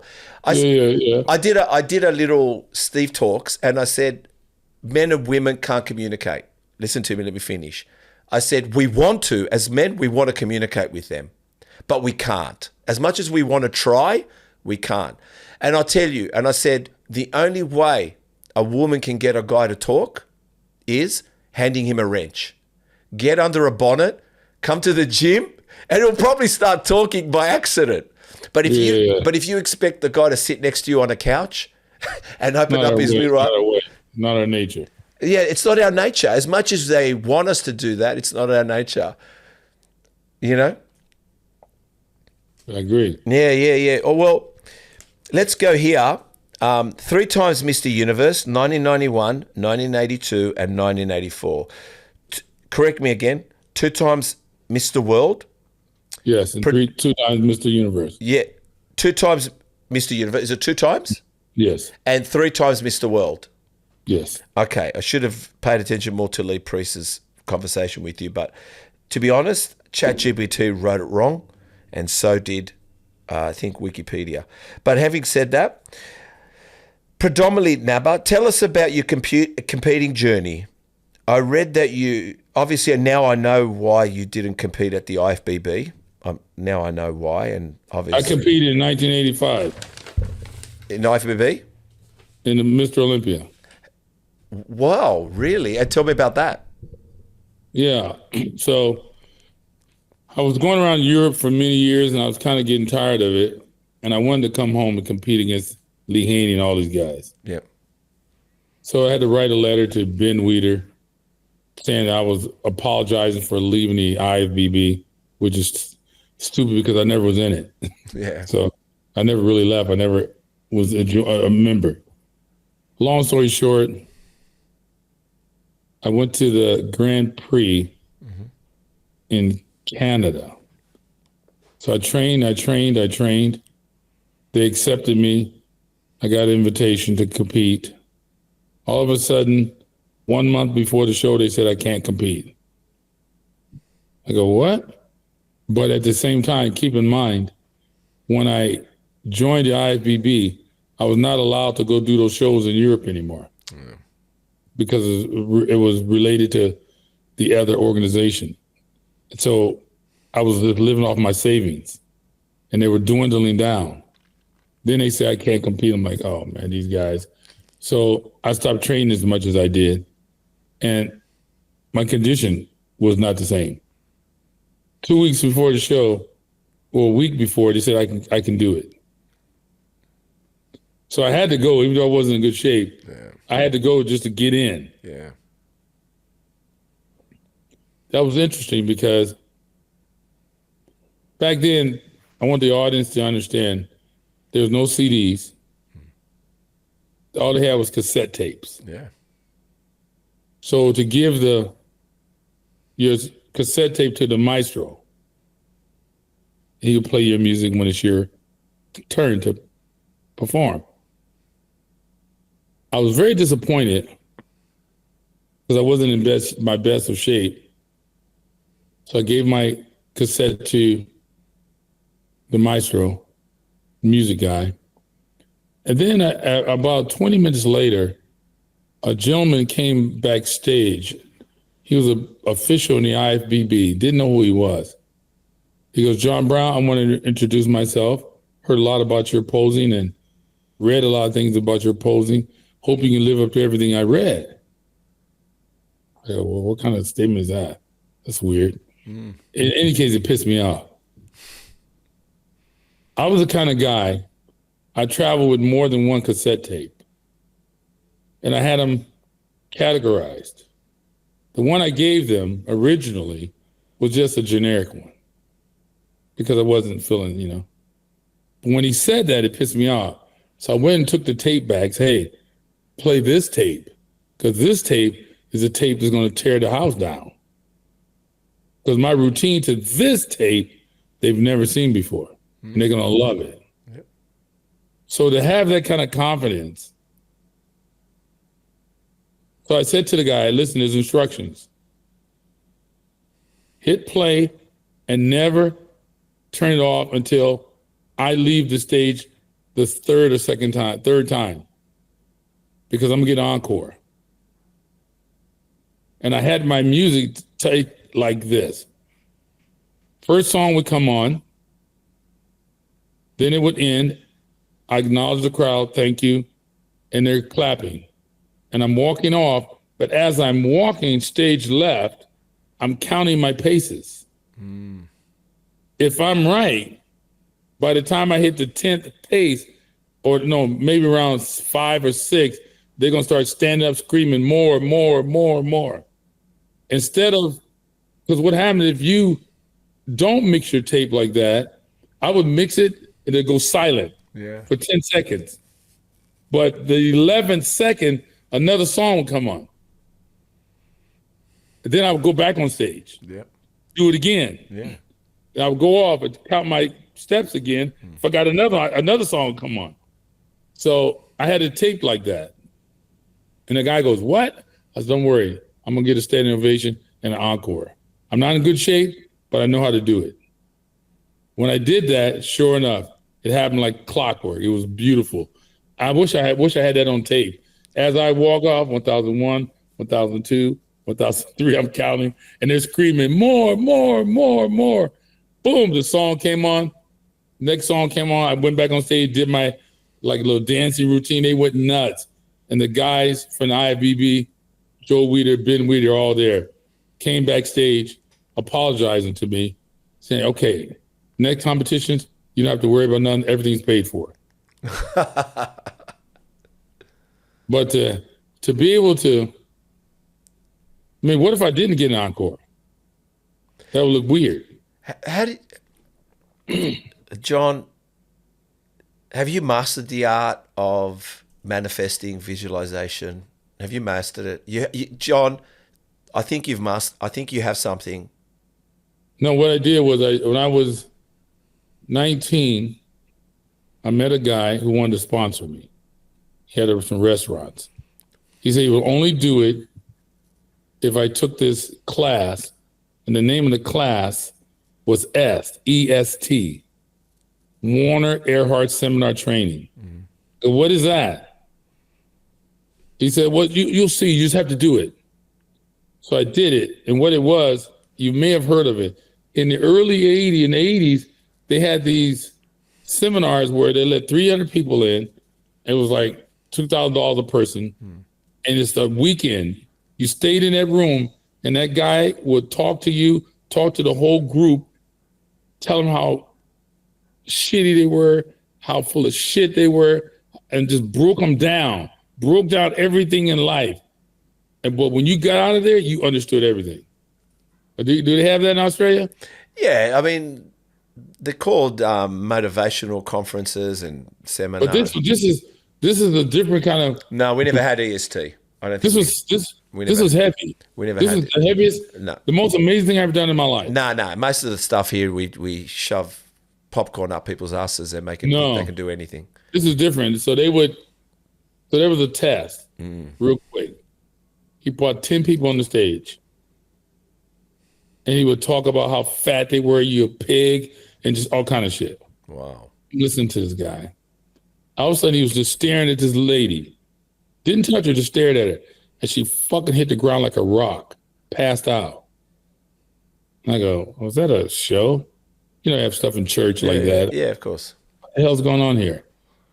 And she hit the ground so hard where I thought she got hurt. Yeah. Because it was, she just like a rock. Anyway, they picked her up. So it was my group, my turn. So I go on stage, I'm bodybuilding, right? I'm big and strong. He can't see I'm fat, I'm out of shape, you know? So he's staring at me, not saying anything. And there's another guy behind me staring in the back of my head, just staring. And all I had was thoughts in my head. When it was over, he said, okay, everyone turn to the right, exit stage, right. I couldn't turn to the right. Wow. And I'm sitting there going, what the fuck? Turn. I couldn't turn. I go, what the fuck is this? Then finally, my body started turning. It was fucking heavy. Wow. I'm just telling you a little bit about what happened in that room on that weekend. Wow. So I'm a bodybuilder. So the guy said, okay, is there anything in your life you want to change? If so, we're going to do a little experiment. I'll show you how to change it. So I wanted my muscles to get bigger. So I'm going through the little session, and I'm saying that I want my calves, bigger. That was it. A week later, I had a contest. I went to the contest, and the guy said they're going to disqualify me. I go, why? Because you have calf implants. And I laughed because I thought he was joking, right? Yeah.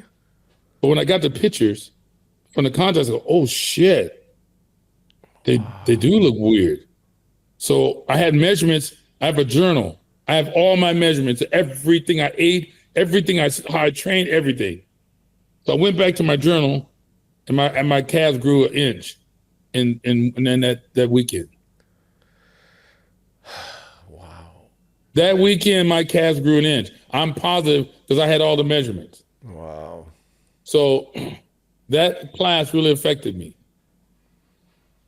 And going forward? But going forward, what do you mean?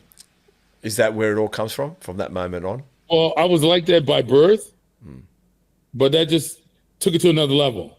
Yeah. That was another level. When I got out of there, I felt I understood the universe. It's kind of weird to say, but unless you did it, it's hard to explain to a person who hasn't been through it. But what's the key thing you learnt from that? What was it you learned? What would you, if I said, what did you learn from that? I learned why things happen. Why? I had the answer to why. You don't have the answer to why. They gave me the answer. What was it? So, everything in life, just anything. I was able to be in a situation. So it's all about the mind. Yes. He told a story about a little boy. See if I can remember the story. A little boy who playing baseball or was riding his bike, one of them. Yeah. Britain playing baseball. And he got hit in the nose with the ball. Little boy is 8 years old, went to the hospital, fixing his nose. He stayed in the hospital for 1 or 2 days. There's a nurse who was taking care of him. She had little freckles, red hair, real cute, always bought him ice cream, took care of the little boy. Now, years later, now the little boy's a man. Now he's the president of a company. They have a picnic. They said, let's do a picnic for the workers. It's okay, yeah, let's do that. Well, let's play softball. And the man said, no, softball's terrible. Let's do something else. And he's married to a red-haired lady with a turned-up nose and freckles. Wow, it is mind over matter, isn't it? It's just your mind. I don't. Listen, This is just one story. It was so much that I can't explain it to you. It's because they said you won't be able to explain to the average person. No, but I'm telling you, it was heavy. Yeah, no, I believe, one, in visualization. I believe the power of visualization and the power of change comes from one area, and that's love. It has to be love. That's what I believe, love. And two, you have to picture something, meaning what is it that draws your power? Like where's the generator? Where is it generating from? So for me, I visualize the sun's rays, like the rays of the sun. And I know we walk on an earth that has a strong core, like a fiery center. So the two fires, I kind of channel them in through me. Mm-hmm. And if love is at the forefront of what I want to achieve, as long as there's love involved, then I can move mountains. I can move mountains. So I have a few stories myself, but they're personal ones. But definitely, I see your point. Sometimes you can't explain it to people where you can find strength from, but there's places to draw it. There's places to be able to draw in that strength. Yes. So, but I was, like I said, I never had drank alcohol. I never drank a beer. I never drank wine. Mm-hmm. I never smoked. I never did marijuana. I never did nothing, even today. Well, I look at you, John, no joke. I'm looking at your face. I even saw your hands. You know the fountain of youth. You look amazing. I don't know. John, you look, I'll have to emphasize it, you look fucking amazing, man. Honestly, brother. Thank you. I told you about my dad. My dad, he had a strong ego, a lot of vanity. He dressed well. He did care about what people thought of him, unfortunately. I don't, but he did. But the one thing he did was, which I learned from him, firstly, he'd go do lawn bowls when he was old, and he thought he was the best lawn bowler. He'd mow the lawn. He thought he mowed the lawn the best. He just thought I love that. He dressed the best. But if he saw something on you, he'd go, "Hey, I love your shirt. I love your smile." Like he'd had to compliment you somehow, you know? So yeah, I love that. Yeah. So I guess me saying how you look amazing, and I looked at your hand and I see your cheek structure and your skin. I think, wow, man, you're a gorgeous specimen, man. You're a great guy. Like, when I say gorgeous, please, I'm not on the feminine, I'm more on the masculine. But what I'm saying is kudos to you, because I believe bodybuilding is the fountain of youth, but it doesn't involve just lifting weights. it's your diet. It's like you say, Hey. it's about being clean in life. You know, Discipline. Man, the things I learned in bodybuilding help my sons to get to the NFL. mate. Trust me on what I'm telling you. Yeah, bodybuilding. They're super disciplined. Yeah, go ahead. Because they learned that from bodybuilding, right? Yeah. It teaches them everything. It's amazing. Well, let me tell you what bodybuilding does also. You know yourself, and for all of us, and for me. One, I have better business meetings when I'm fit and strong because I look at and I present it. That's one. Two, haven't you ever sat at a table having dinner with friends and suddenly the conversation turns to exercise, though you never spoke about exercise? And doesn't it turn to diets when you haven't even spoken about diets? We just have this. Yeah, but that's a crazy thing because I don't diet. No, but it's hot dogs. But the thing is, what I mean is, it seems like we have a presence when we walk in, and everybody wants to do their best, which is great. We seem to perform that. So here you are at 14. You're one day at the park lifting weights, and a guy called George Caracas saw you and asked you, "What do you do?" And you said, "You play football, NFL." And he said, "Man, don't play football. You should bodybuild. You could win Mr. Universe." I mean, just like you telling Sean Ray. Right. And you thought, what's this guy talking about? Long story short, he called your dad. And this is what's funny. Isn't it funny that we don't help other men? We don't call other dads. We're all weak. I mean, you'd probably do. I probably would, but most wouldn't. This guy calls your dad. And before you know it, you're in a Mr. Watch contest, and you placed third, open division too, out of 30 or 40 guys. And you were 15 or 16 at the time. And George said, or someone said, see, you didn't know what you didn't even know what you were doing. Imagine if you did know what you were doing, you'd be first. You told me that's a true story. I know, it's come from your mouth. The guy told me that, and I thought, what? But I always remember when I was a little kid, when I was 12 years old, my classmates would surround me in the gym, in the locker room, and say, "Take your shirt off, flex for us." I was 12. I would take my shirt off and flex, you know? I was always like super muscular. Yeah. Like ever since I was a kid, like crazy muscular. Yeah. That's why I don't have to diet and I just get on stage, you know? Yeah. If you wanted to look like any... I had a question about you said you did real estate. I bought property. I wasn't a real estate agent, but I bought property, yes. Yeah, I think buying property, I have my sons, they playing football, but I tell you got to buy, ever since they started making money, I make them buy properties. Yeah. And my youngest son, he has to buy 10 apartments every year. Oh my God. No, wow. That's amazing. So my question to you is, why don't you put your son into that? Well, that'd be the best gift you can give him. Yeah, no, all right. We'll go, we'll segue a little bit about me. I think my problem, one, when I was married and in love, you believe people have their best interests in you. So she actually got me to slow down. She thought it was probably putting her under stress, all the buying and doing what I did. Every time we seemed to be able to do anything we want, I'd go buy another property and say, "No, discipline now. Don't worry about the future. The future will come."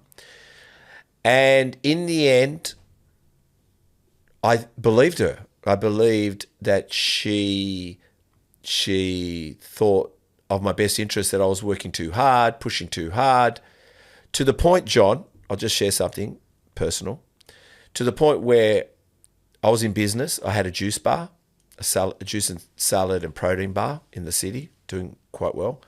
But because I worked on pedal to the metal, and maybe I couldn't handle, I handled stress okay. Her and my doctor, who was actually my cousin, put me on antidepressants, and that ruined my life. And it took me 10 years. It took me 10 years to understand that I was allergic to that stuff. That stuff nearly destroyed me. And once I realized I didn't need it and I could come back to Steve, once she was gone, once everyone was gone, I brought myself back. Now, this is a story about property. So I'm kind of building myself back, if that makes sense. I'm coming back.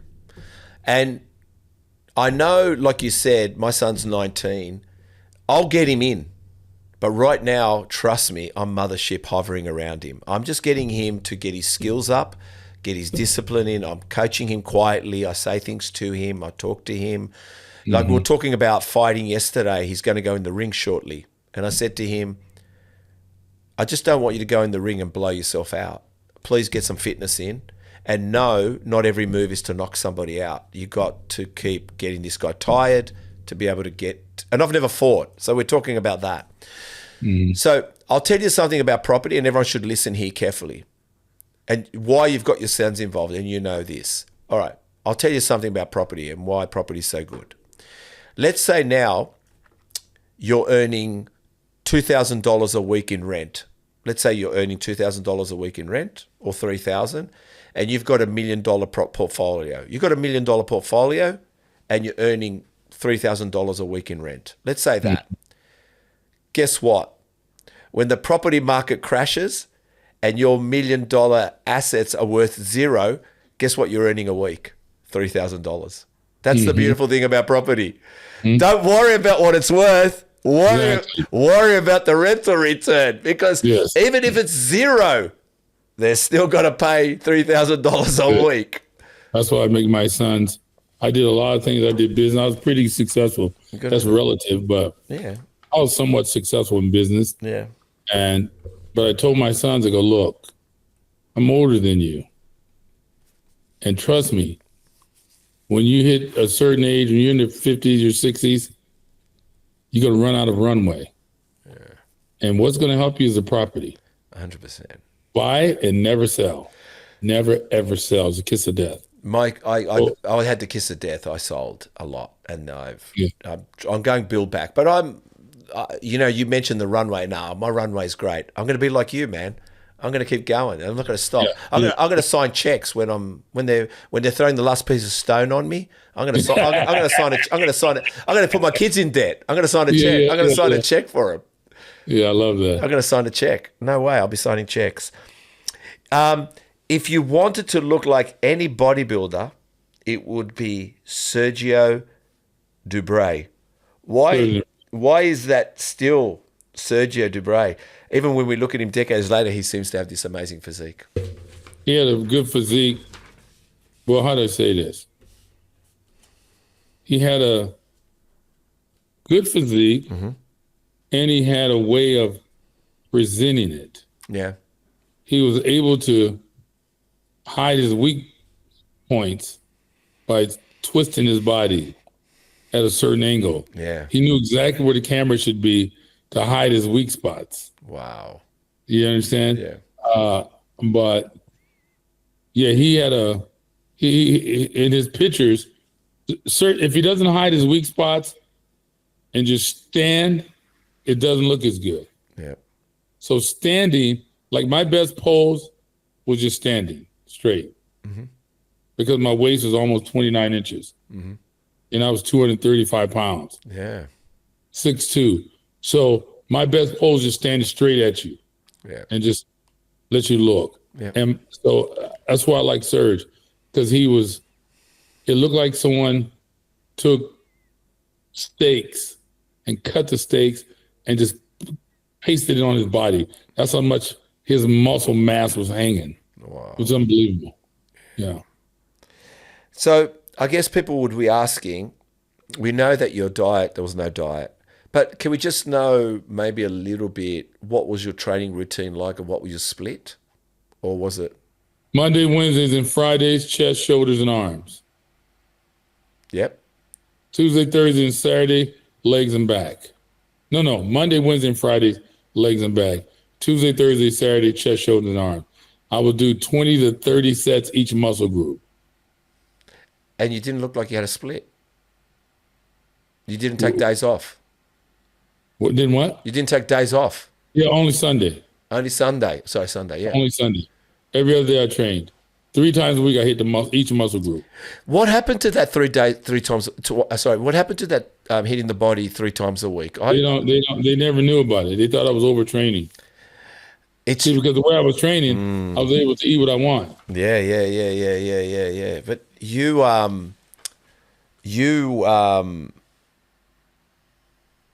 it seems like everything, like you just said earlier, it seems like it's just a chemical warfare now. Everything, you don't even have to train. I have to train. So no one knows I lift weights anymore. That's why when I go to the gym, I see people doing this. They don't know what they're doing. Listen to this. Mm-hmm. In America, universities hire trainers and give them $700,000 a year to be the football trainer. They making a lot of money, but they don't know what they're doing. I know. It's amazing. No one knows what they're doing. What about personal trainers? All they have to do is a course, which is They don't know either. They don't know either. They don't know either. Yeah. Well, in the 1970s, you started to hit your stride. You were getting your information and resources from magazines, and you met a friend called Val, and he said, you guys have got to go to Gold's Gym. Yes. And you said, where is that? And you were 18 and you didn't have a car, but Val had a car. And he said, we are going to go to Santa Monica.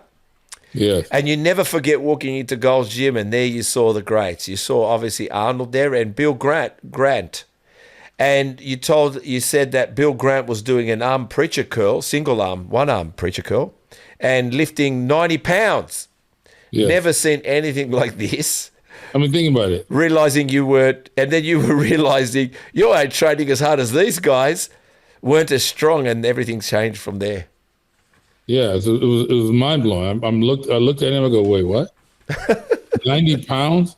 That's almost 100. Yeah. One arm preacher curls.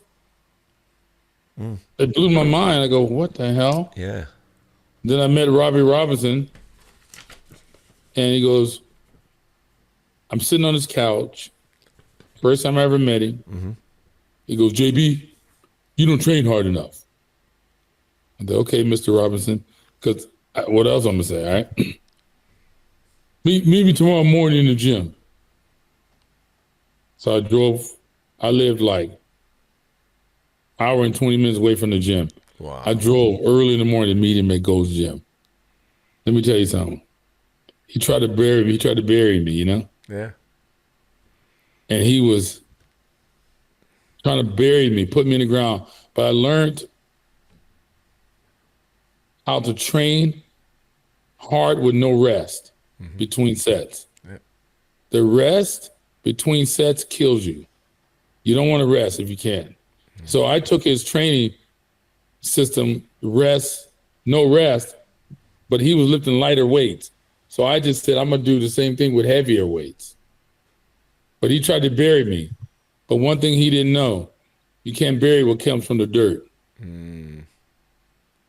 Good call. Wow, you can't bury something that comes from the dirt. Well, here you are competing. You were that guy that liked competing. You're also the type that liked to dance with your friends on the streets when you were young. When you competed, everyone around you used classical music to their routines, and you would do different songs. So you were like, let's pose with James Brown, some Parliament. I don't know who Parliament is, but that's what I read. You didn't do what exactly the judges liked, because they thought you weren't taking bodybuilding seriously. Yeah. So you started posing because you like posing. So you would pose for 30 seconds with a dedicated track that classical music that satisfied the judges. Yes. And then you'd move into something which was classical, and then 30 seconds later, your audience you'd be popping and locking and doing your stuff. I mean, Flex Wheeler did something similar, but you were the first bodybuilder ever to mix 3 songs together. I started all that. Yeah, I know. But you see them doing on stage, anybody who's doing a skit, dancing, popping, locking, anything, it came from me. Yeah. I was the original guy to do that. because my friend, he told me, he goes, dude, they'll love it if you did that. I don't know, man. My friend Tom Sinchek, he made me do it. He's standing on stage to the right. He goes, you better do it. You better do it. I go, fuck. If I do it, he's going to be talking crazy. So they put the song on. I just did it. I was so nervous, but they screamed so loud, it blew me away. But it was good for me in a way, but also in a way bad because the judges didn't take me serious. Yeah.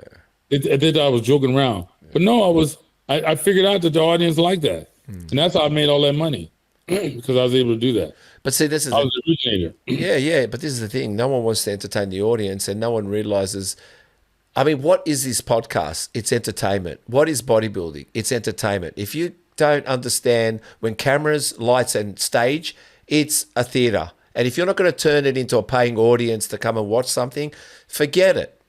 Correct? Football, basketball, all entertainment. It's all entertainment, man. Of course it is. Of course it is.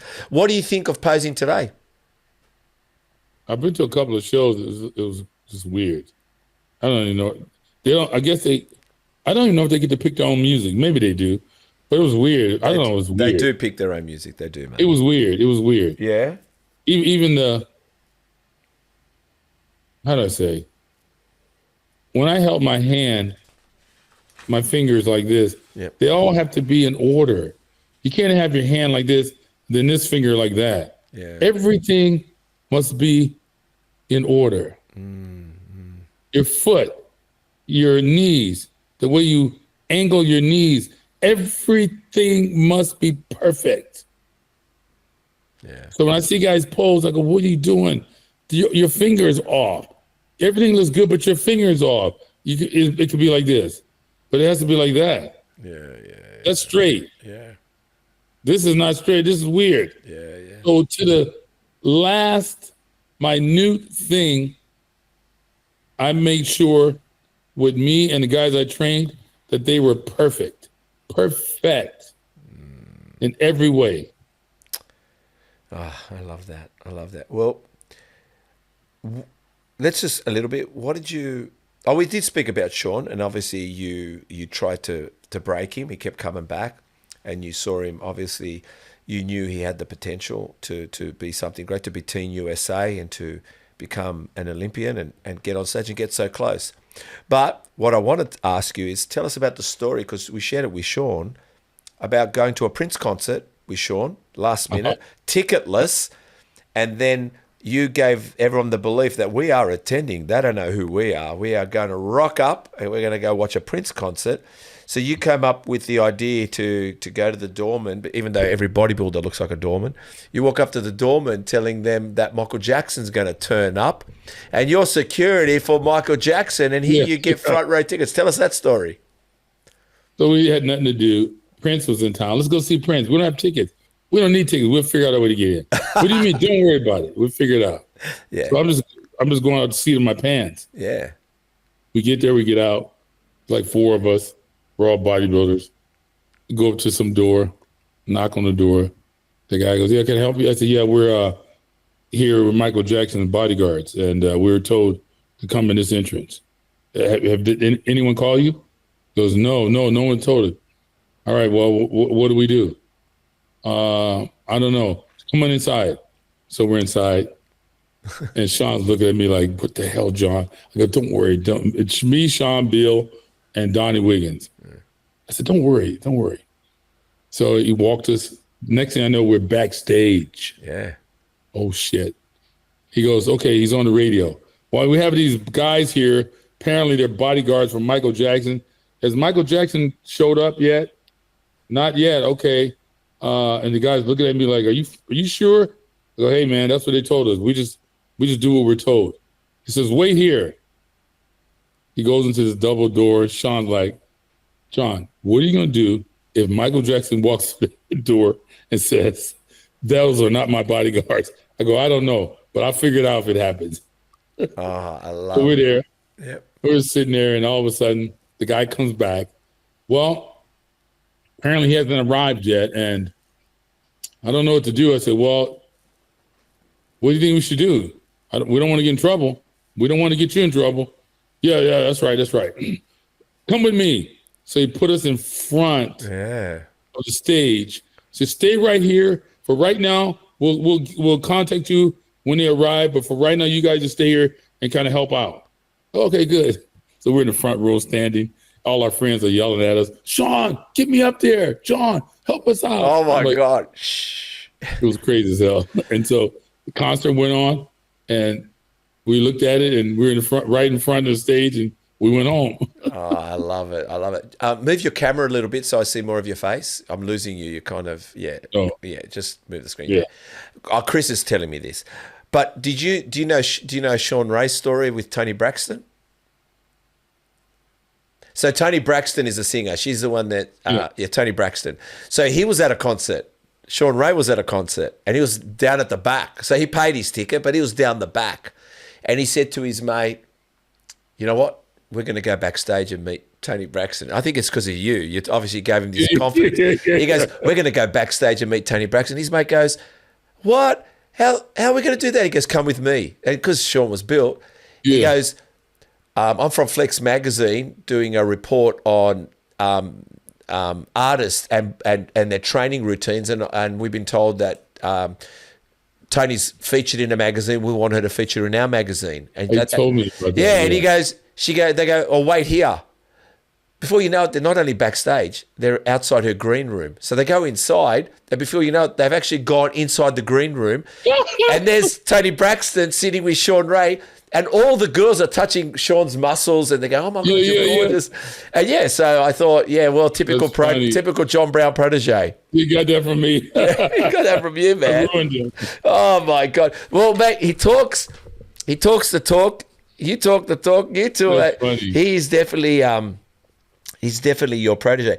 Who else have you helped in bodybuilding in a sense similar to Sean Ray? Who could you name? Melvin Anthony. Yep.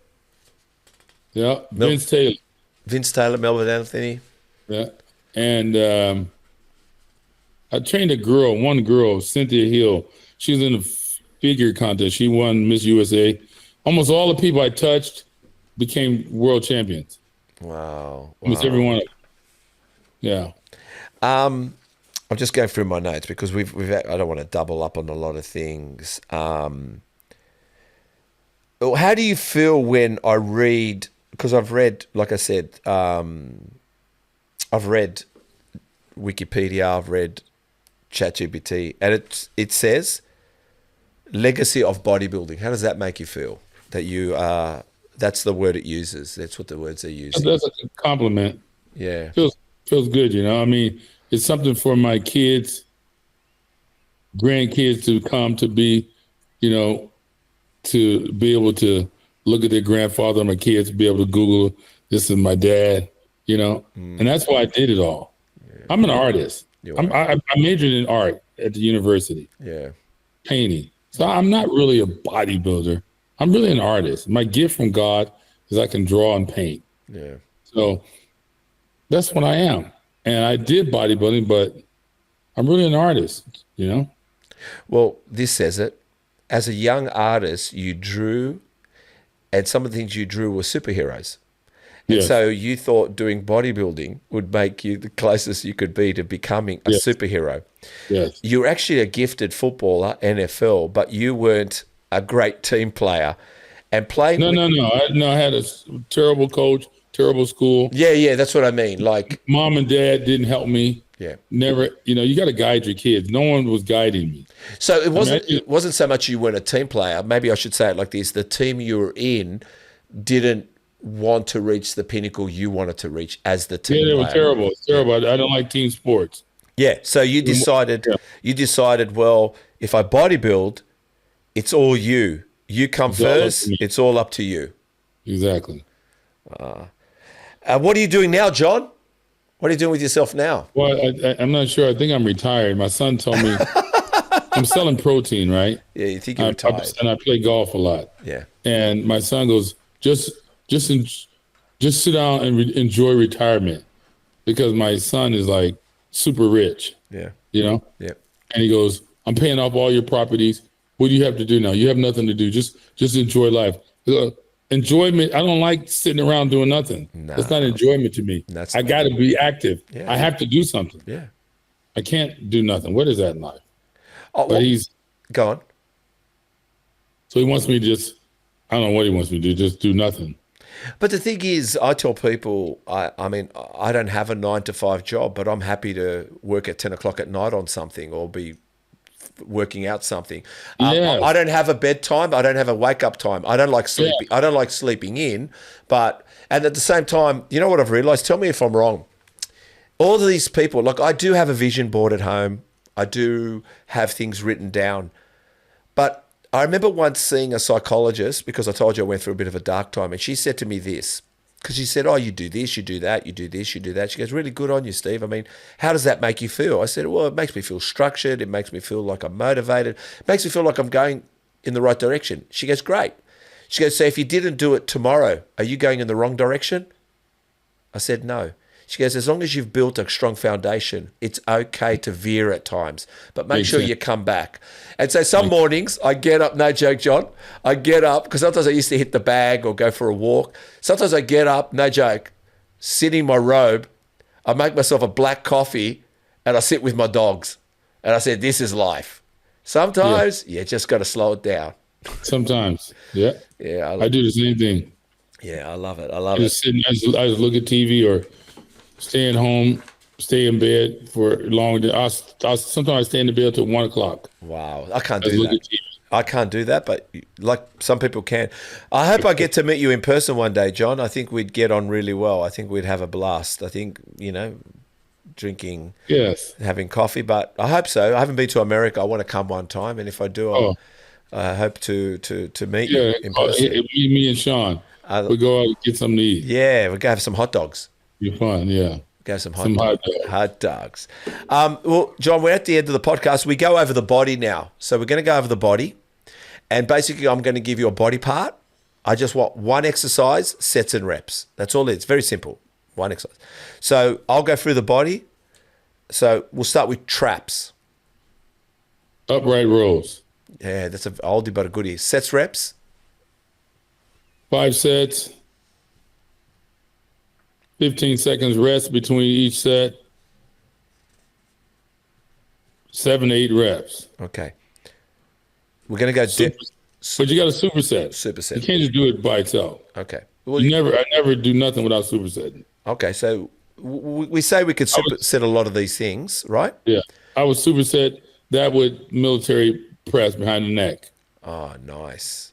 Nice. Yeah, military press. Even the behind the neck, no one's doing that at the moment. Everyone's just trying to define everything. So when we go with delts, let's say redelts, your back delts, what would you train?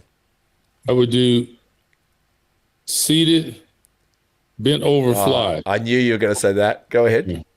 Sets and reps. That's what I do. Yep. Sets and reps, 5 sets, 20 sets. Reps, 12 reps each set. Okay. Again, super 10 to 15 seconds rest. Yeah. Side delts? Side delts, I'll do dumbbell flies. Yep. Sorry. That's all right. Dumbbell flies, I would start at like 30 pounds, 12 reps, no rest, 40 pounds, 12 reps, 50 pounds, 12 reps. And when I do that, I walk back to the original 30 pound and I start again, 5 sets, no rest. Wow. It's brutal. Brutal. I think am I doing delts tonight? I'm wondering. I think I might be. Front delts? Front delts, I just bench press was good enough for that. Okay. Back, lats, just a back exercise. No question about it. One exercise, you said? Yeah. Bent over rolls with the T-bar in the corner. Oh, yeah. No grips, hands. Yeah. No straps, hands. I would do ascending sets. 5 sets, I would do 5 plates, let's say, 10 reps. Superset it next to that T-bar roll will be a dumbbell, say 100 pounds, 10 reps, each arm. Then my partner would go. Next time, 5 plates. Now you got to do 15 reps. Then you got to do the 120s, 15 reps. Yeah. Then I would go next set, 6 plates, 20 reps. 140 dumbbells, 20 reps. So everything was ascending. Yeah. It's brutal. Trust me, you don't want to be around when that happens. I'm already scared. Chest. Bench press, warm up, that doesn't count. Between 5 and 7 reps per set. Superset it with incline press. Same thing. And how long it takes me to walk from the bench press to the incline press is the only rest I get. I love that. I'm going to start training that way now. Bicep. Biceps. If I had to do one exercise, kind of weird, one exercise for biceps. There's no one exercise. Well, it's just because we can't go through a whole routine with people, so they probably want one. Well, I have to take a sidebar here. Yeah. I'm trying to think of a metaphor, but the one I have in my head ain't a good one because it's kind of vulgar. You got to get the blood. First 5 sets, doesn't matter what you do, you try to get as much blood into the muscle as possible.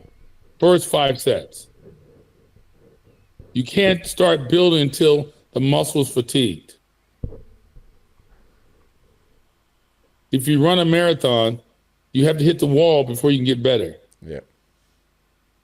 You have to hit the wall with your muscles before you can start even thinking about growing. Wow. So I would do 21s, curls. Yep.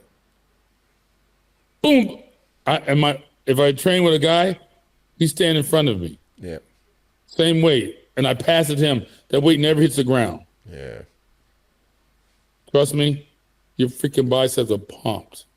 Then I'll do preacher curls, heavy, 120s. Yeah. You know? Yeah. Preacher curls. I love it. Tricep? Tricep. I would do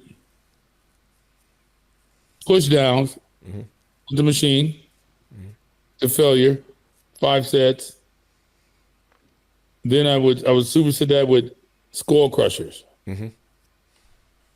5 sets. No. But of course I'll do like 20 to 25 sets, sometimes 30. But that's just to start with. Yeah. Forearms. Never worked forearms. I used to do it when I was younger, but I stopped doing that. Didn't. Every time I grabbed the bar, if you use no straps, you grabbing it, you working your forearms. Beautiful. Abs? Never did abs. I can't even tell you how to do them. Quads? Leg extension, leg curls, leg extensions. Get a weight where you can only do 17, 18, 19, 20. Yep. That's a weight you do 100 with. 100 reps a set. Jeez. 100 reps. Yeah. And when you finish that 100, you walk over to the leg curl, you lay your butt down, and you do stacks. You start, let's say you start at 140, do 10, 130, 5, 20, 5, 110, 5, all the way to stack. You go back and do another 100 reps, leg extension. So leg curls, you're talking about hammies, correct? Hamstring? Yes. Yeah. So that's what you do for hammies, because that was my next one, hammies? Yes. I superset those two. Okay. Glutes. I never worked glutes. That's weird. That sounds like some girl should do. You want to have a big ass or something, but what is that? Well, everyone's training glutes at the moment, mate. Some people because they're fucking stupid. That's like training toes. God, I don't know if we're gonna. I'm gonna post this, but Jesus Christ, we're gonna. It's fucking stupid. Think about it. What the fuck? You do squats and work your glutes. Yeah, I know. Yeah. What are you gonna do? That's that. See, You do 100 reps. Fuck. With me, 100 reps, 5 sets. That's 500 reps. Yeah.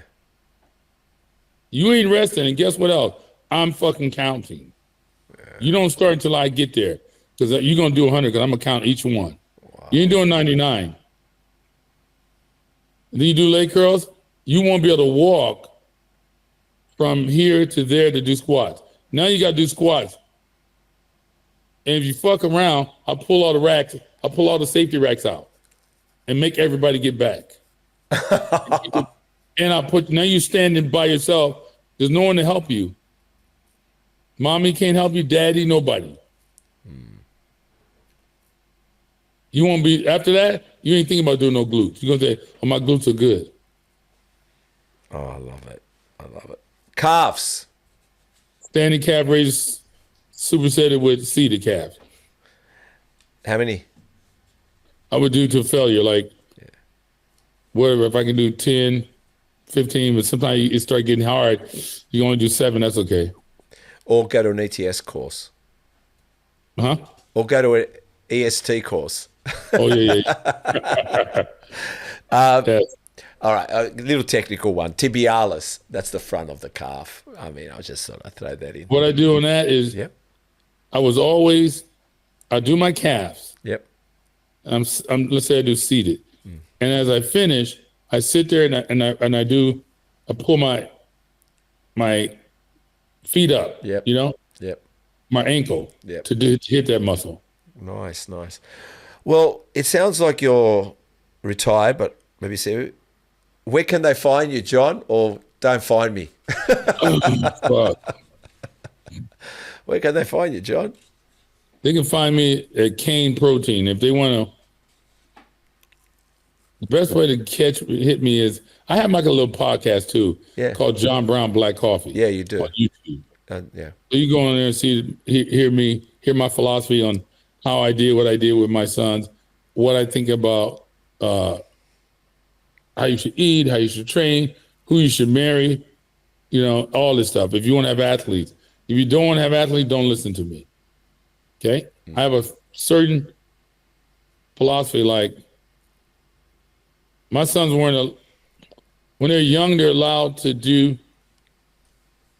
every sport up until 11 years old or 10, and then they had to stop. I never let my sons choose what they want to do. I chose everything. If you let them choose, that's bad parenting to me. They're too damn young to make decisions like that. They can make decisions on chocolate or vanilla ice cream. That's it. Yeah, I love that. I make them do what I tell them to do. They'll thank me later. You're not doing track and field, which is completely stupid to me. You're not doing volleyball or swimming or some stupid stuff. What if you become a world champion? Why do I say that? I was 6'2", 240 pounds. I could outrun everybody, outjump. I was a great athlete. But I had no guidance from my parents. So I went into bodybuilding. My sons are not allowed to bodybuild. Yeah, I was going to ask that question. Why? They're not allowed. It's completely stupid. I'm too smart. What kind of father am I? What if I put my sons into football, and what if they become champions?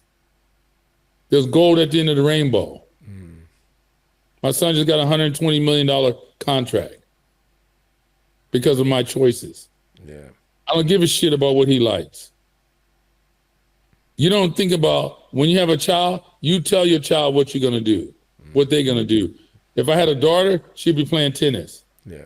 She's doing 2 sports, tennis and golf. We're not doing nothing else. What if you become a world champion? Then you have this gold at the end of the rainbow. The goddamn people who go into, what do you call it, the Olympics, they get gold medals that it's not even gold. Yeah. What are you doing here? Yeah. So you put your kids in the things that's going to pay off in the long run. If they're educated and they want education is your thing, don't let them be a communication major. Make them be a finance major. Shoot for the stars. because the bottom is overcrowded. It is. So these philosophies, these things, I'm getting ready to write a book, but you can go on John Brown Black Coffee. You can hear my theory on what I think about different things. Also, you could email me at Cane Protein, CANE, caneprotein@gmail.com. So those are two ways to get in contact with me. Other than that, I don't know what to tell you. No, But well, again, if you don't want to hear the hard truth, don't follow me. Okay? yeah. Because look, I call it black coffee because not everybody can drink black coffee straight. No. Some need a little sugar, a little cream. I don't have sugar and I don't have no cream. I'm giving it to you straight and raw, uncut. The truth. Period. Amen. Well, if you don't mind, I've done this from day dot.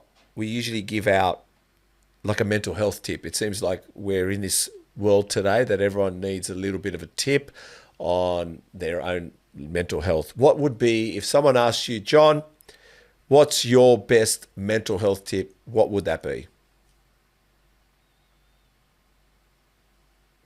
Mental health.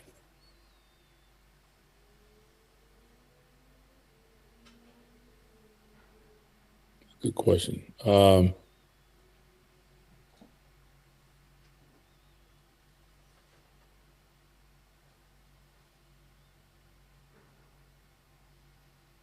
Don't be a bitch and never surrender. John Brown, thank you so much for coming on the podcast. God love you, bro. I'm in love with you, man. You are king. You are king. I'm saying all this stuff to my kids, to Sean Ray, to Vince Tate, they heard it all. I love it, man. I'm very privileged. Honestly, I was Vince Taylor, Sean Ray, Melvin Anthony. I was like, right now we have AI, Chat GPT, right? Yeah. I was their Chat GPT. John, I got a problem. Here's what's going on. What do you think? I love it. I love it. John, I feel very privileged, man. Honestly, my favorite podcast, my favorite guest. Thank you. Come on, dog. Really? Hey, I said truth is what our family motto is. I speak truth. Exactly. I speak truth. Exactly. John, thank you so much, man. All right, my brother. All right. I'll let you know when we launch it and you can watch it, okay? Yeah, I want to check it out. All right, please, man. Can't wait to hear the comments. Yeah, me too. All right, brother. All the best. All right, doggy. All right, ciao. Cheers. Ciao. Hey, guys. Another podcast done with another wonderful guest. They're all greats, no matter who they are. So, to continue what we're doing and to keep supporting you and bringing the very best, if you could subscribe, hit the notification bell, press like, it only helps us to grow this channel even further. We really appreciate the support, and to go and find more all around the world. Bring them here to Muscle Talks podcast and share real, raw, and honest conversation around a sport we love, bodybuilding. Please subscribe. Thank you for watching this podcast. Thank you for watching all podcasts. So subscribe, hit the notification bell, like, and continue watching us here on YouTube, listening to us here on Spotify.